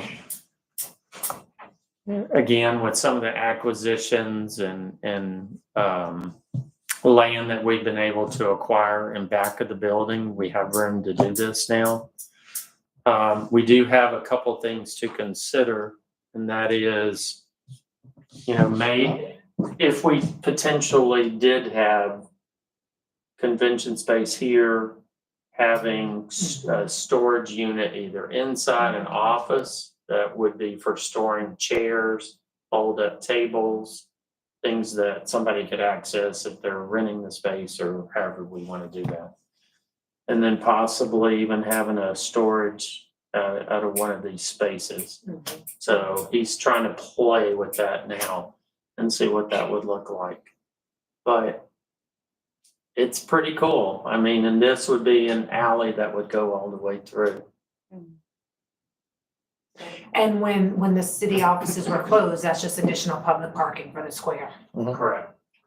What's the slight cutout between parking space 14 and 18? This cutout, what? That's the, what? Tree. What was that, Jim? Is that Chris's property or Coach's is it- property? I think it's a So property. it's existing property, Yeah. and we're not taking that portion. Correct. Gotcha. Yeah. there? It wasn't available. This here, Yeah, that's some Yes, coaches. Coach's property. yeah. That's Coach Goggles' property. Yeah. So I think he's going to try to have something back in like 3 weeks. So maybe by the November meeting, we might have something to just come back to you all. You might mention the property themselves, that Excuse me. they've been transferred to property. Yes, all that's done. We've acquired the property, so it's ours. And we're redoing the plat. Is that Yes, right? we're working on it right now. Surveys being done to combine the lots onto our plat. So we'll combine what we acquired, make it one plat. Just one lot. What was our budget for that? $1 million $1 million, for I the believe. project? We put in the budget $1.5 million. Okay. Knowing that before, we had that money earmarked for here. So now we really don't need much here. So, but the good thing is, we didn't lose any parking space right out there. Yeah, I love that, yeah. So, If you have 100 people in there, you only have 21 parking spots. It's not, it's not, I know we still Matt? have the street and yeah. everything else. And, when you think about 100, how often is that? Now, we'd have to park on the street. And we Or would have, do a, Valet. the bus, whatever that was. Yeah. Well, a lot of For the the groups that expo. come use mass transit, they use Yeah. buses, they use things, they won't have cars. Yeah. Not all of them. Is it realistically to hold 100 people? Like, is that, is it big? yeah, Is I it mean, it's realistically big enough? 2,700 square foot in that side. Just that, Yeah, what you would just use. that for- portion. yeah, okay. So it's 5,000, but it's a little bit bigger on that Yeah. side. So, And obviously this drawing doesn't show it, but where are we visioning the history, the memorials for the Lane family, the dealership, the gas station, where, I mean, because obviously if this is all glass, you sure ain't gonna be able to do anything right there. probably the lobby, Is that something that's The already being lobby. discussed with the architect? Yeah. Okay. lobby, plaques on the wall as you come in. Maybe I a love the display potential of case. the old Ford sign right there at that top, like Oh, yeah. recreating what they did. Yeah, that was my only question was, I would love to make sure that both outside and inside, if you know nothing, you know it's the Lane building and here's why Right. and here's who, because Yep. anybody who's new to town, the first time I drove through town, that was the building that made me go, holy smokes. So It's it's amazing. just special and we need Oh. to make sure we celebrate that, yeah. Look, I think it's gonna be one of the best buildings in Texas. I really do. So I think it's gonna be something everybody's gonna be really proud of. So, Stuart, you have a question? Are they gonna be, those two sections gonna be divided off where it can like, removable, like a removable divide? Or you can have us. Well, Dang. what no, time it's is it? got the wall right there. Do what? This wall. So those are already two separate pieces. There's a I picture haven't been file. there. That's Okay, right, rock gotcha. wall there. Okay, And thanks. so there will be two doors and that's how we have it as of right now. But two doors and then, so when you use the convention space, you can close that off. So they would have a bathroom and that's what we talked about. Bathrooms in the middle that are accessible from the convention side. And then a door on both ends to open it up to the other side. So, yes. And then putting a door on the outside of the other side. And then you'd have a door around here. Yeah, for emergency egresses, you're gonna have to have more than just the one on the back. Yeah. So to be determined there, but the door would be right here on the corner and then one at the back on the back side of the building. Would it be on the corner on the side, not the corner on the front? If I'm making the right words. It would be the corner on the Yeah, side. awesome. Yep. Where it's at today. Perfect. But it's fantastic. It's gonna be an amazing building. So, We are moving down the road with it. That's great. Thank you, Troy. all right. All right, this one will be fun. Discussion, consideration, and possible action regarding Christmas Town. So I'll just stay up here. So I wanted to give you an update.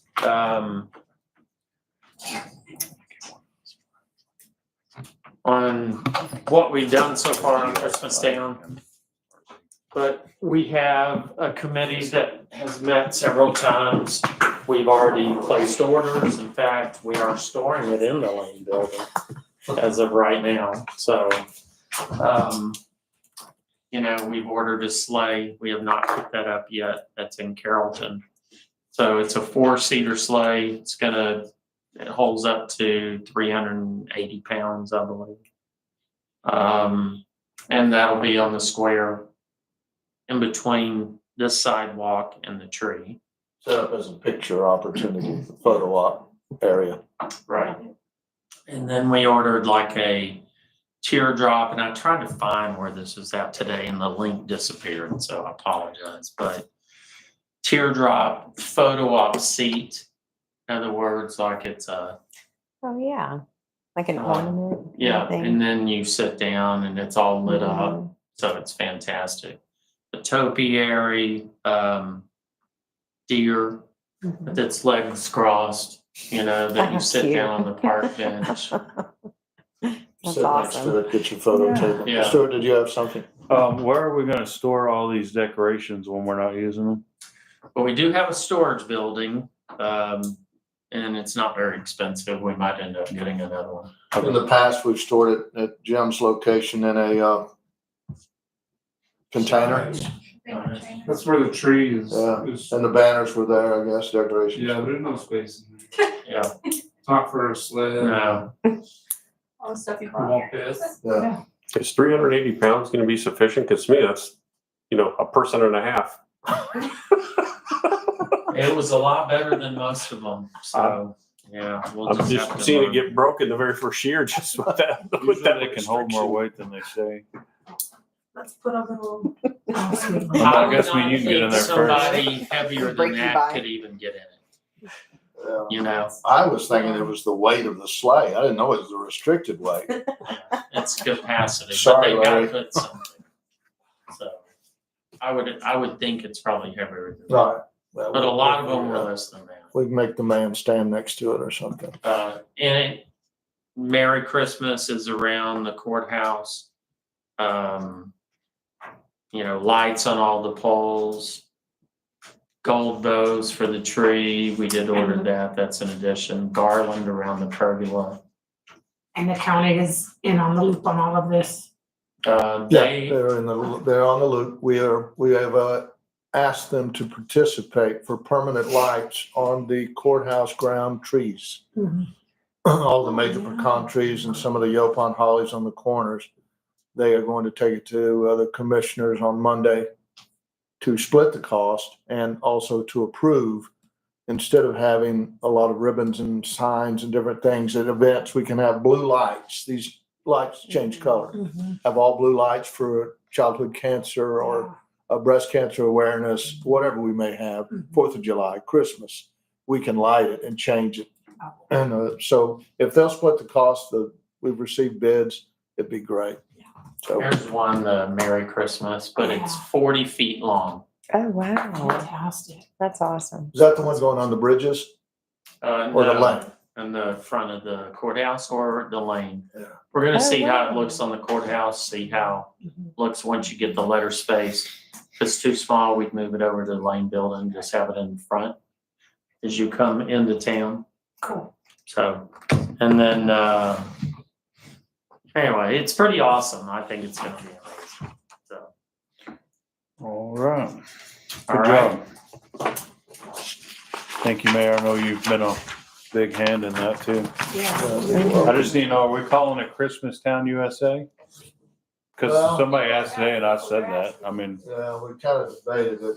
Rita, where'd we end up? I mean, I like Christmas Town USA, but I think I put that in something and it, with my influence in this city, it probably took off. it did, I'm telling I you. mean, I think it's One in my pretty ear. good to say, Christmas Town in Glen Rose. I mean, I think it would be smart to just say our name, You know? but I mean, because there's gonna be Christmas towns all over Texas. Yeah. Yeah, we can still. I mean, that makes sense, Christmas Town and Glen Rose, Yeah, because it's not the entirety of the city, right? It's a Yeah. section of it, so it's Yeah. a section of the city. Well, and it kind of lends itself to when you're advertising, like, come see Christmas Town in Glen Rose, And that's leading to what I was gonna see, is how are we connecting this and how much of that communication is already going out, because Not much, I'm yeah. planning Christmas, yeah. People are asking. I think I put So it in the news we'll- article. I will tell you, we're kind of bumping up now, to what we budgeted, so we may have to come back in first part of November, but I don't think it's gonna exceed that. We had said, Mhm. hey, if we need to, then we can take a look at it. We're about at the top now of what we budgeted, so we just may, but it won't be significant. But the marketing needs to happen Correct. yesterday, yeah. Yeah. Yeah. Sorry, Thanksgiving dinner. All right, well, thank you. There is a committee formed to do that. They're working hard with you, some merchants and a couple other people around and they were diligent in getting bids. We found the sleigh originally, transparency, of course. The sleigh was around $5,500 originally, and I think we got it down to 39 or 4,000. I mean, Yeah. so we're finding the same stuff at a cheaper place and we're they're being very diligent on looking at. Some of prices. our merchants have gone into Dallas at the buyer's market. markets to Great. try to find them cheaper, so. Yeah, it's worked out well. Have you all already had conversations with the Promise for the Friday night, Saturday night? I've had conversations with them and they're not certain they can do it. And we paid them $1,500 last year. They want more and they don't know if they have enough actors because they're gonna have their show going on at the same time. It was a bit of a hassle with, I've talked to Lindell a few times. We're still talking, but Okay. I'm not sure it's gonna happen. Well, we do have the huge nativity. that's Yeah, we have a around the huge courthouse. nativity Right. scene. And we also have, Cottonwood Baptist Church, they're gonna be the walking nativity, Holy Family at the beginning of the parade, and then, with a little procession of people singing Silent Night right after them at the start of the parade. And I think Veronica's son is going to They'll do a reading of recite the scripture. Luke verse, that's the same thing in Charlie Brown to kind of pick up. Oh, So that's nice. beautiful. We, as a city, sent a letter to each one of the churches and requested choirs to come and take a time to sing Christmas music on the square. Yes. We've asked for them to participate with floats and entrance. We're going to the business owners, we're sending them a direct letter to ask that they participate and light up Glenrose. We really want this to be something that brings folks in every year. And so we're spending time planning it. The parade is set to go. We've got just about everything decided upon as far as the It's still gonna be on the Saturday after Saturday the Thanksgiving. 30th at 6 p.m. The parade will start. I even got like a Polaroid, an old school Polaroid. I'm gonna go around and take Polaroids certain weekends when there's lots of people and create, creating experiences for the visitor. All right. And I think you had talked about, having the Promise do an announcement at the end about coming to visit Glenrose or coming to visit Christmastown. I don't know. No, I already spoke. Oh, that was you know what? Different meeting. Thank you, ma'am. One of those you go to. Thank you, ma'am. Okay. That closes individual items. We have a consent agenda that encompasses a few different items. If any of you have an individual question on any of them, we can discuss it. If not, we can approve the consent agenda for the regular city council meeting for the 24th and the 27th of September. Approve the minutes of those meetings. Move to accept the minutes as presented for September 24th and 27th. Second by Mayor Pro Tem Conrad. All in favor? 5-0. Passes. Okay. Number 10, consider approval or other action regarding the accounts payable report for September 2024. Any questions? I know you've all looked at it and studied it diligently and prepared. I've already asked questions and got my questions answered ahead of before council meeting, so I'm good. Anybody else?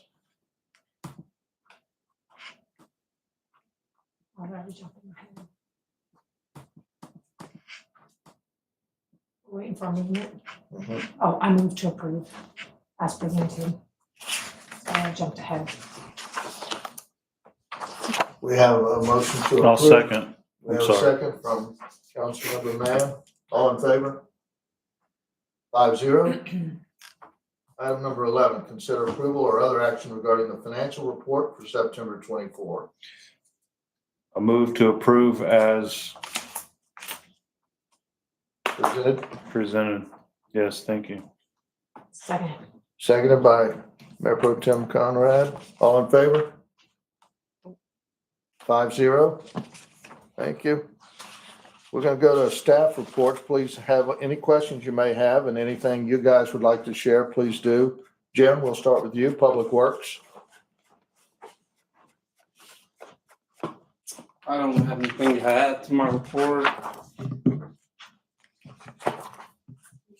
I know, Richard, you said you had some questions about Well, yeah, I was just curious to the one item, and I'm trying to remember what it was called. It's on your last page. Prairie Land. Prairie lands, what are they? I mean, are they just a testing of our water sources? No, it's a groundwater conservation district.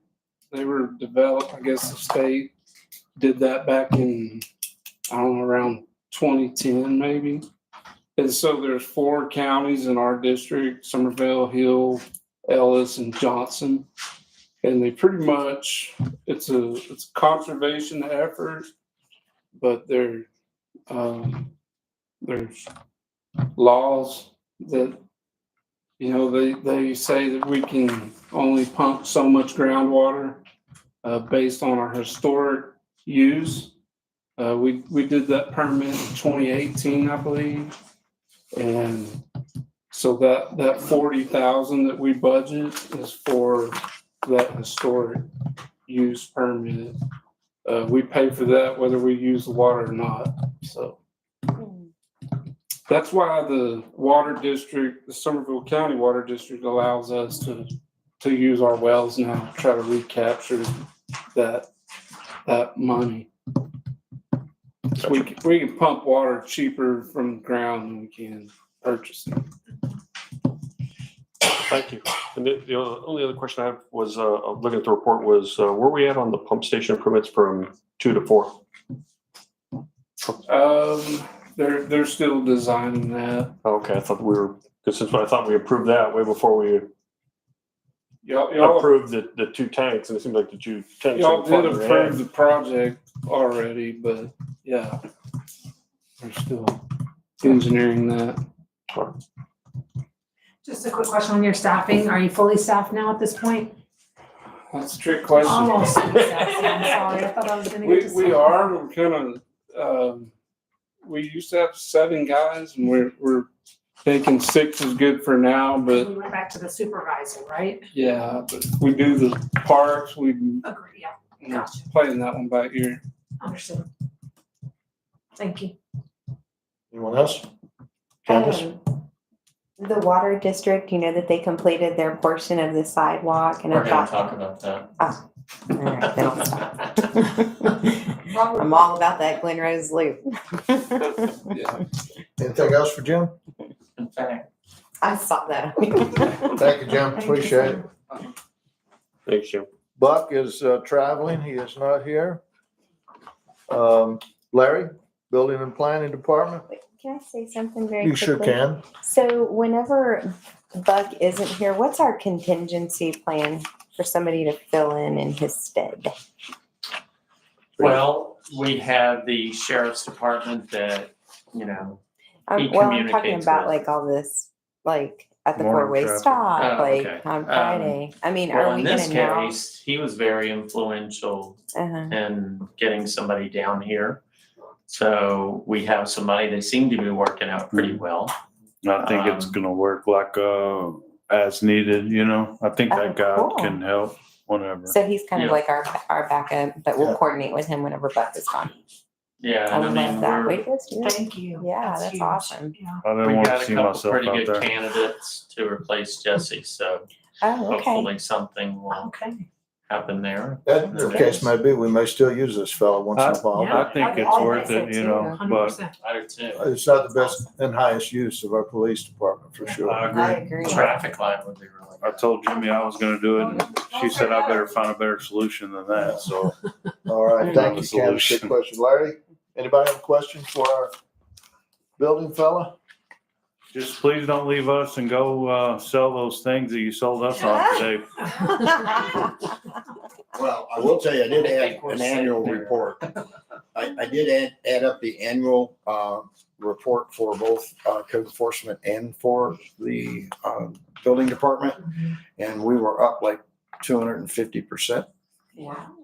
over last year. You need that thing for sure. Yeah. I expect another banner year this year. Just a quick. Stuart? Do you think a Thank lot you. of that has to do with the school permits? Part of it did, school permits, but I think that they were well under 90,000, Okay. maybe even under 70. We're gonna see that kind of Yeah. permit volume with just the condos. It's gonna be pretty high. So when they come in and they're looking at November, starting to scratch earth. I will tell you, we have 4 active subdivisions right now that weren't active a year ago that much. So Rosewood's adding a 3rd edition. So that's going on. And that's going to be homes that are, I think he said, starting at about $1 million. There's 6 of them going in there. Looking for another place. Yeah, and he started scratching earth for that. So we now Squaw Valley Estates has 2 permits, and we're getting more permits over in Stoneview and more permits in the Rock Ridge Phase 1. So we're making progress with getting those filled up. Quick question on code enforcement. Do we have any processes or rules or whatever if a property receives a repeat violation, like the same violation on that property over and over? I don't think we do 3 strikes and you're out on that. I mean, there's actually, that happens up where I originally came from the Midwest. Michigan did that. 3 strikes and you're going to get more than just a misdemeanor. Well, okay. Just, I think we probably, I don't know, I might be making a mountain out of a molehill because I don't try to solve for the 20%, but just, I don't know if there is a need to just say, you know, if you repeatedly get called and then you go do it when you get called, but you shouldn't have to get called to go do it. So I don't know if there's just something for you to consider. We haven't used court appearance citations that much. I'm meeting with the prosecutor on the 16th to discuss that.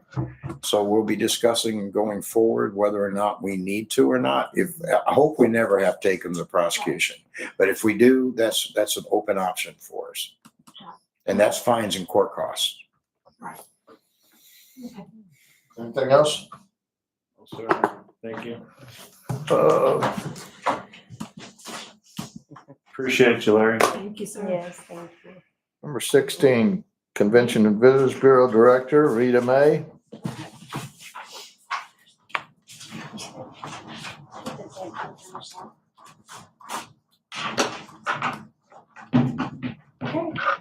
I don't think you want me to go through every single thing here, but I put it all there for y'all. Any questions that you have? Just kind of keeping you guys updated on all the moving parts of.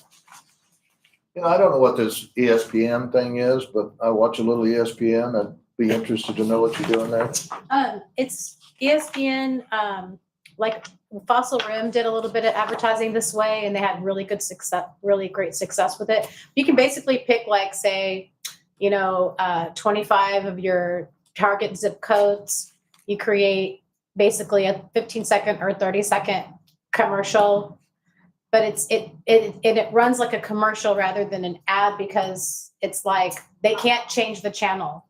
So if anybody's live streaming any college game on the live streaming service, I mean, we don't know exactly which game or what, but it'll run for about through January. If I started November 1st, probably run through January as long as I want.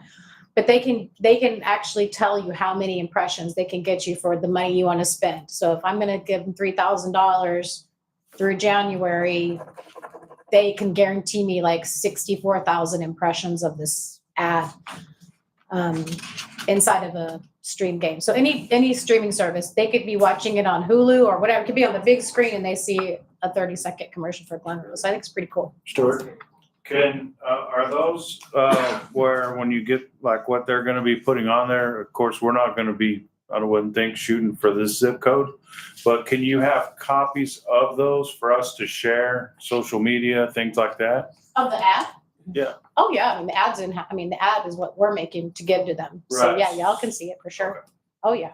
Thank you. And I'm sure that they may have another way for us to share it. So, but oh yeah, for definitely can give y'all anything we create in house. I don't know how it works. I've never been a commercial, but if you need a star for one, just let me know. He's got, I might need you. I might need you. Well, we'll call you. The highlights really are just like the wine festival, obviously this weekend. That's a big thing in our advertising, but we've done just from our end to help them because it is a private event, but it is a 2-day event. So the ads out there have done great. I mean, we've got like 2,000 likes on our Instagram thing. We've got like, I don't know, hundreds and hundreds of likes on the Facebook and like 80 or 90 shares on that. So that's really good for our small audience. So it seems like they're hitting the proper target audience. I'm hoping that event is amazing.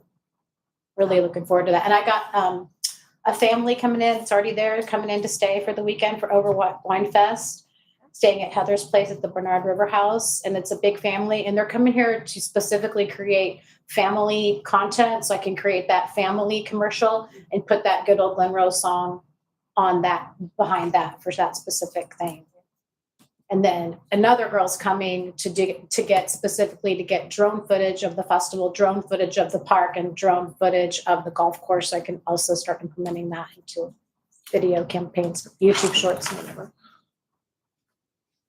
Right, yes. I know that we had talked in our weekend meeting, whenever that was, about doing after action reports on every event that we do. I also know that the Wine Fest isn't our event, but do you know if they're doing an after action report, and if so, can you be involved in that? Or whatever we want to call it. I mean, I can certainly ask Scott. Because we certainly want, for our next meeting, we want results of the event and, what were the outputs and those kind of things. If I recall correctly, they provided them before. After a Wine Fest, they would come and say, this is what happened, this is how many people. Yeah, they have, because you're doing a grant money. Yeah, I'm sure that they could. I mean, we did help them out financially and But yeah, advertising. that's what I was gonna say is whether, when it's our event, it should be a full on, it should be Oh, a for standard sure. process. The Monday after, every time there's an after action. Anything we're helping or partnering with, let's get with them because they may have done something that we didn't know that worked really great. Okay. Or they may have done something that they're like, we learned not to do this and we can still learn from it. It doesn't have to be our event to take the opportunity to learn from it. Yeah, this one's a little bit different just because it's not us. Right. And so honestly, I'll have offline conversations about that, but we talked about having every quarter an event, like a spring fling. So we've got Christmas, then it would be spring, then it would be summer with Fluxy Music Fest. July 4th, then we come back into the Wine Fest and do it all over. And it may not even, listen, when you're doing this kind of thing, you're running 90-0 till it happens, and then it happens, and then you're running 90-0 to take it down, and then it's down, and then you're done, and you're like, oh, thank God. So it may not even occur to them that moment when you go, oh, thank God we're done, is exactly the moment you should be doing that AAR. And Well- it may not even be on the radar to do They it. donate all their money to charity, so they have to come together and count how much money they're gonna donate. Yeah, but we have different goals than they, Right. Well, yes, So just, we can't tell them to do it. I'm saying we can certainly recommend it and say, hey, can we be part of it? Because it might not even be something they thought about doing. Absolutely. And just like what we found in the Music Fest, I think this will be my first one, for instance. I haven't gone through it. Rita hasn't gone through it. Right. So for us to be able to kind of see areas from our perspective, how we could do differently next year. And honestly, this one's gonna be new because the stage is gonna be at Whiskey Woods. So. Yeah. So Well, look at hopefully. one person. Yeah. But how does that work? Yeah. How does it attract people over there in comparison to having the stage on the corner like we did? I think Yeah, there's lots of learning for us for that. for sure. I have an interesting story about the Whiskey Wood stage.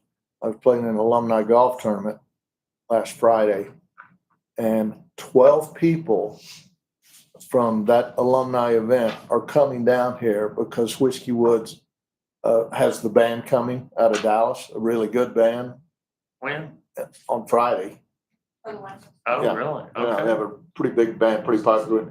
12 people, 12 guys are bringing their families down and staying here Wow. because of what Whiskey Woods did. So there you go. Yeah. That's All awesome. right, Rita, Okay. you have something else? Oh, I was gonna play you a little jingle if you wanna hear it. Okay, please. Alrighty. If you'll dance while you play. This is the 30-second jingle. This is complete and we can use it over and over for all kinds of stuff. Are you ready? I don't have the right speaker for you, but. Oh, hold on. No. Here we go. Go, go, go, go, go to Glen Rose.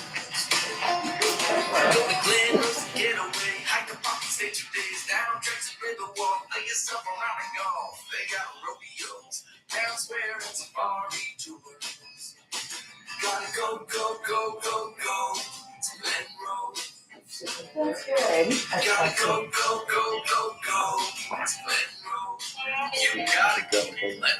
That's awesome. Dude, that's catchy. Thank you, Rita. Is that amazing? Super excited. We got one more. Yeah, I want to hear the song. The second one is the song. Now, just, precursor, it's awesome you're hearing it in this stage because when it's finished, it's going to blow your mind totally. So this is just me and my writing partner, just it's his voice, but we'll have a country singer come in and do it and everything. But this is just the working song, just so you know what we're doing. It's kind of fun.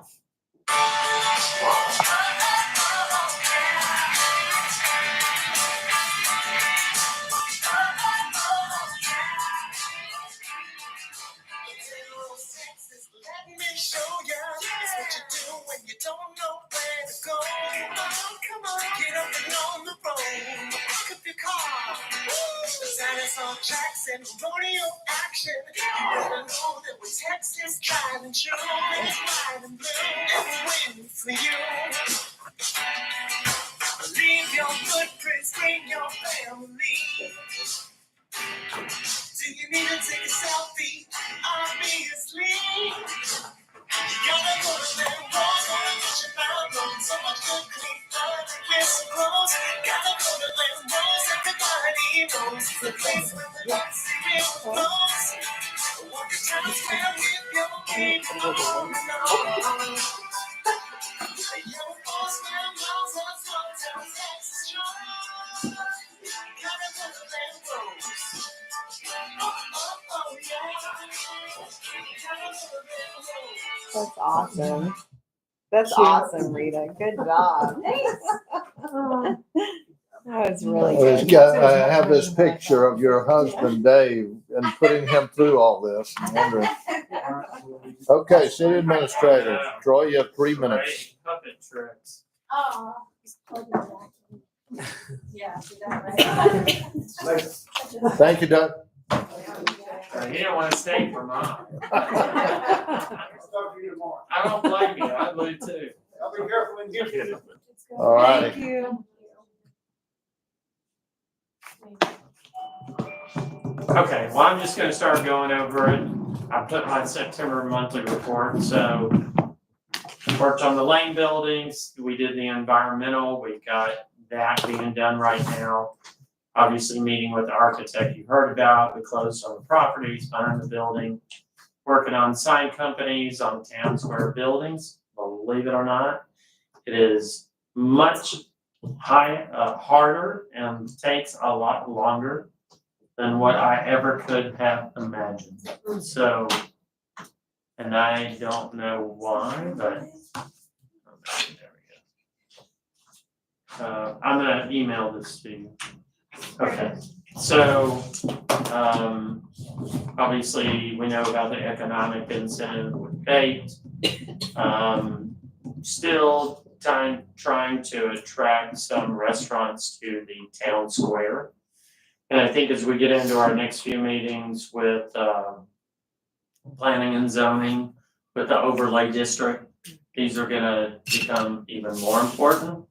And the next Monday, is it Monday the 14th? Is that 7 days from today? 14th. The next move group is gonna be coming in. These are people from Mississippi.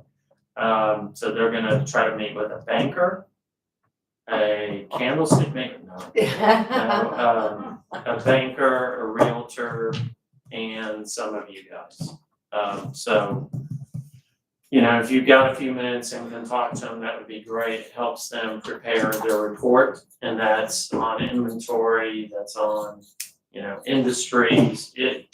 I'm really looking forward to that. Obviously, TxDOT, you've seen they're spraying on some of the corners, so we're probably looking at the elevated extensions, as they call them, which come off the curb. And that was part of the whole truck route and pedestrian safety. So Quick those. question on TxDOT. Did we get to talk to them about the flashing lights or what, alternatives down by the junior high? Yeah, it's all part of the extensions, Okay. like the. So they have that as part of that?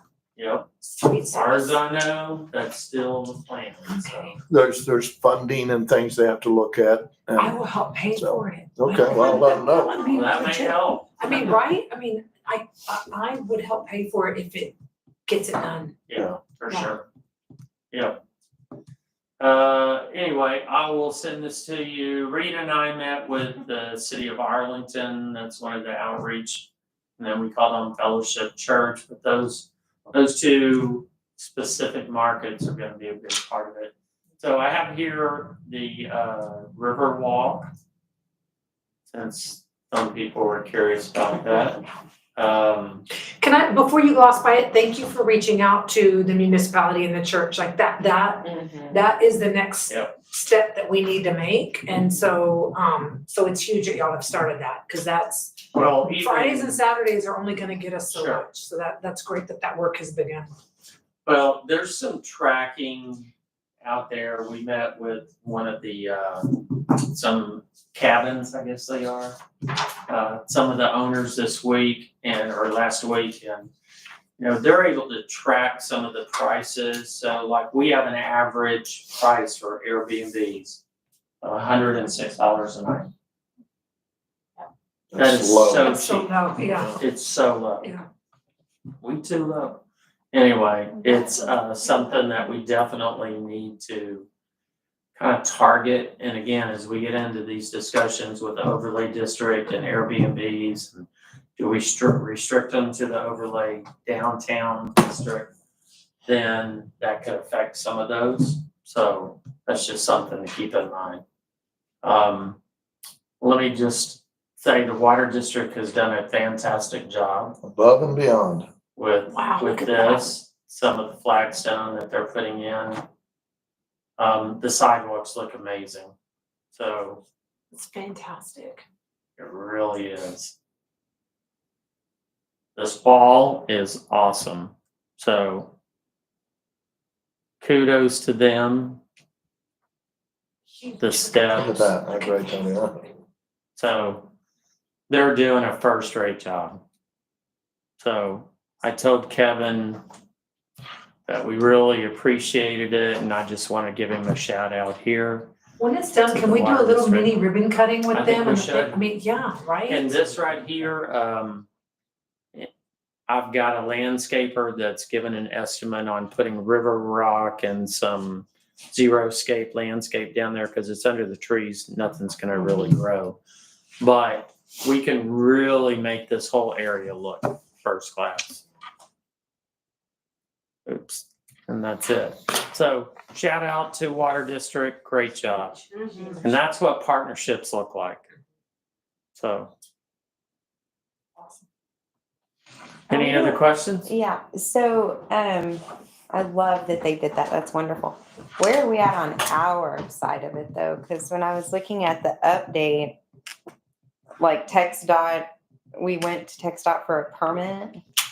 And then, have we done the sealed bids yet? What's the deadline on that? And then the sidewalk easements. We're in engineering, and honestly, it's taken forever. The water district's a little bit different because they don't have the bidding process and again, part of the reason they went a different direction was the TxDOT requirements. So you want to address that?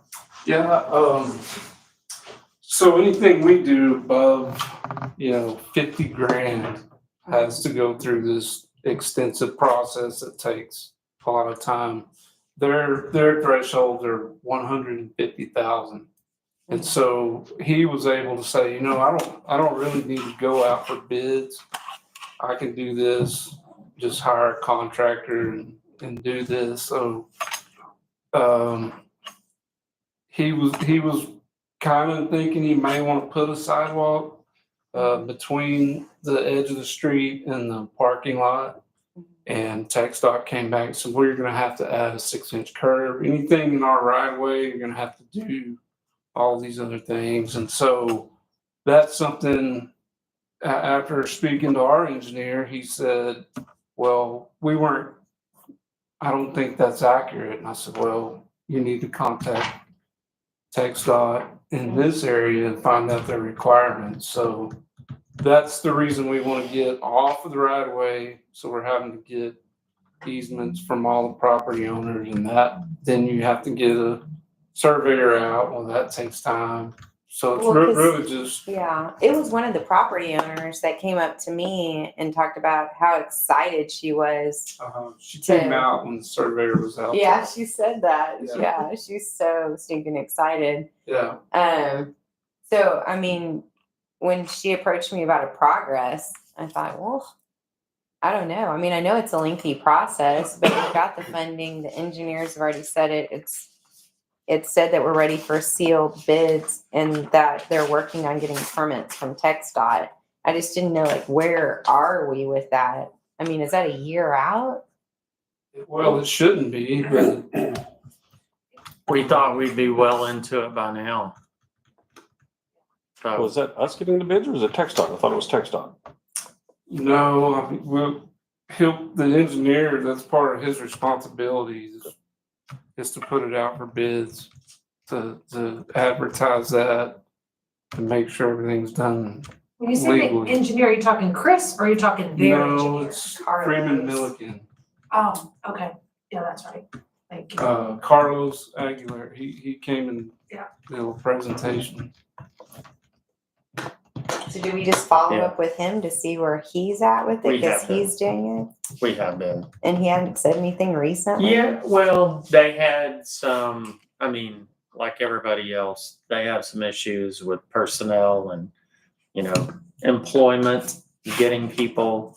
And I guess they've had some issues, but we've had the same kind of issues with other engineering companies too. So, hey, if you want a great industry to get into, become an engineer, go to work for an engineering firm.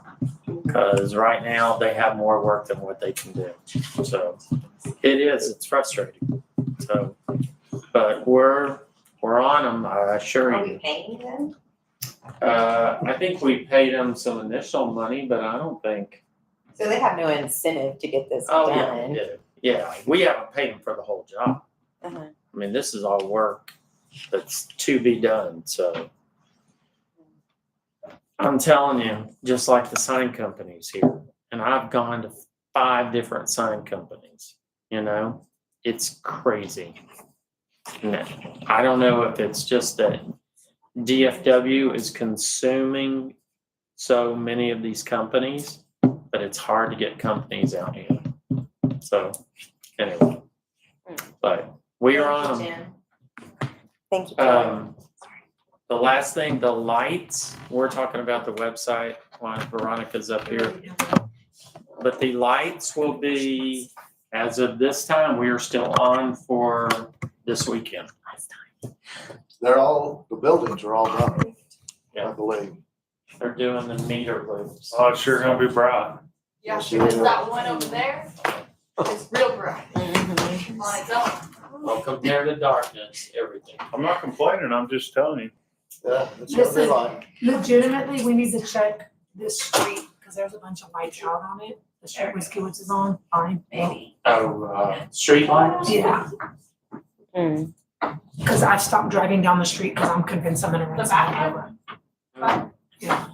Okay, just really fast, an update on our website design. Of course, y'all know this is the one that we currently have. We're trying to design it to be a little bit more user-friendly, brighter, more accessible, easier to navigate. So I spoke with the web designer, and this is just the initial mock-up. This is, of course, a lot of this stuff is just placeholder, so just remember that we're only in design. I've given him several photos of Glen Rose to put on there. It's going to be a scrolling picture show up there. The top 4 things up there, the government, departments, community, and how do I are going to be more spread out across the top of the page. These buttons down here in the middle are going to be lower, not in the picture, they're gonna be right below it. And then a few other things that down below there, my screen, I cannot. My mouse. Here. The latest updates, this will have our Facebook page and all of our posts that we put up, staying connected, and upcoming events. The one feature that we did add in the middle, so it'll be here, will be 4 to 6 graphics of updates of what's happening. Citywide garage sale, bulk pickup, any kind of water updates that we have, stuff that we get a lot of calls on, that we can just automatically put up and update ourselves. So like I said, this is just the initial mock-up.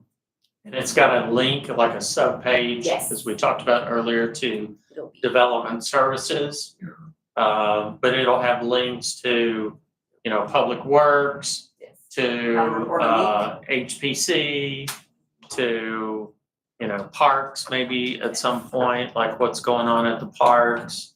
Larry's, So- I love that. Larry's development services page, we spoke with them on Friday. It's gonna look very similar to this. It'll have a picture of some building or something that is current. And then I'll have welcome to Development Services Glen Rose, and then be able to access his new site that you all approved today. Automatically be able to hit that and then take it to the permitting and the side of the MGO. So, yes, ma'am. So I have 3 things.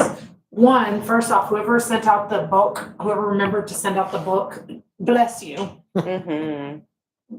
And thank you. It's, As a citizen who lives in town, I like to be up to Yeah, date, and it- I know everybody else I does had too. put it so. on my calendar for me to go send out a reminder because reminders were never sent out. So thank you for that, number one.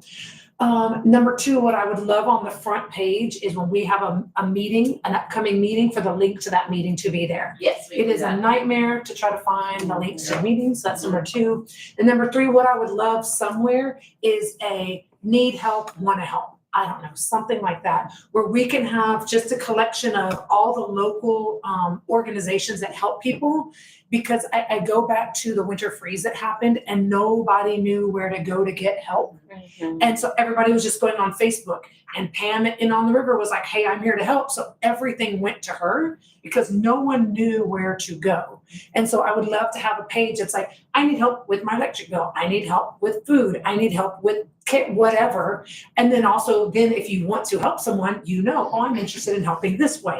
There's that page. So I would love for us to have something. It doesn't necessarily need to be most prominent, but for us to be a repository for those places. I think that's the whole point of the website, is so that the citizens can go somewhere and Get find what out they need. information. Yes. Yeah. Awesome. And white is great. Yes, it looks a lot brighter. Right. Any other questions? All right. Thank you. Is there Brad. any changes with this to reference the paging? No. Mm-mm. So we'll get back to pages Yes. going back out to Yes. the community on. Yes, I'm still trying to find out where that glitch is with them, so. Just quickly, is there a way to have your calendar to populate to like an iCalendar or to another calendar so that you don't have to actually go in there and put all those in instance? I don't know, I will find out. Yes, please, Yeah. please, Yeah. yes. Thank you. And we'll obviously have a link with Rita's as well, but Like the city council meetings, right? If you Right. could just, if there were a citywide calendar and you just subscribe to that citywide calendar, because honestly, I forgot the meeting was tonight.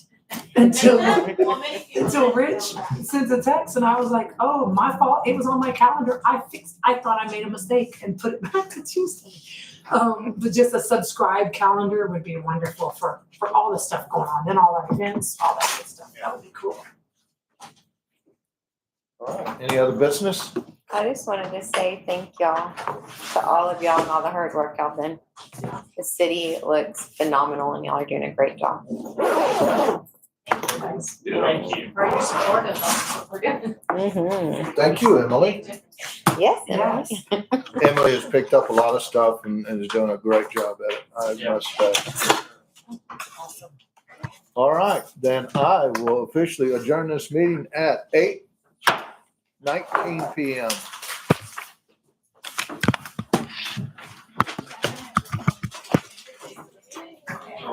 Definitely.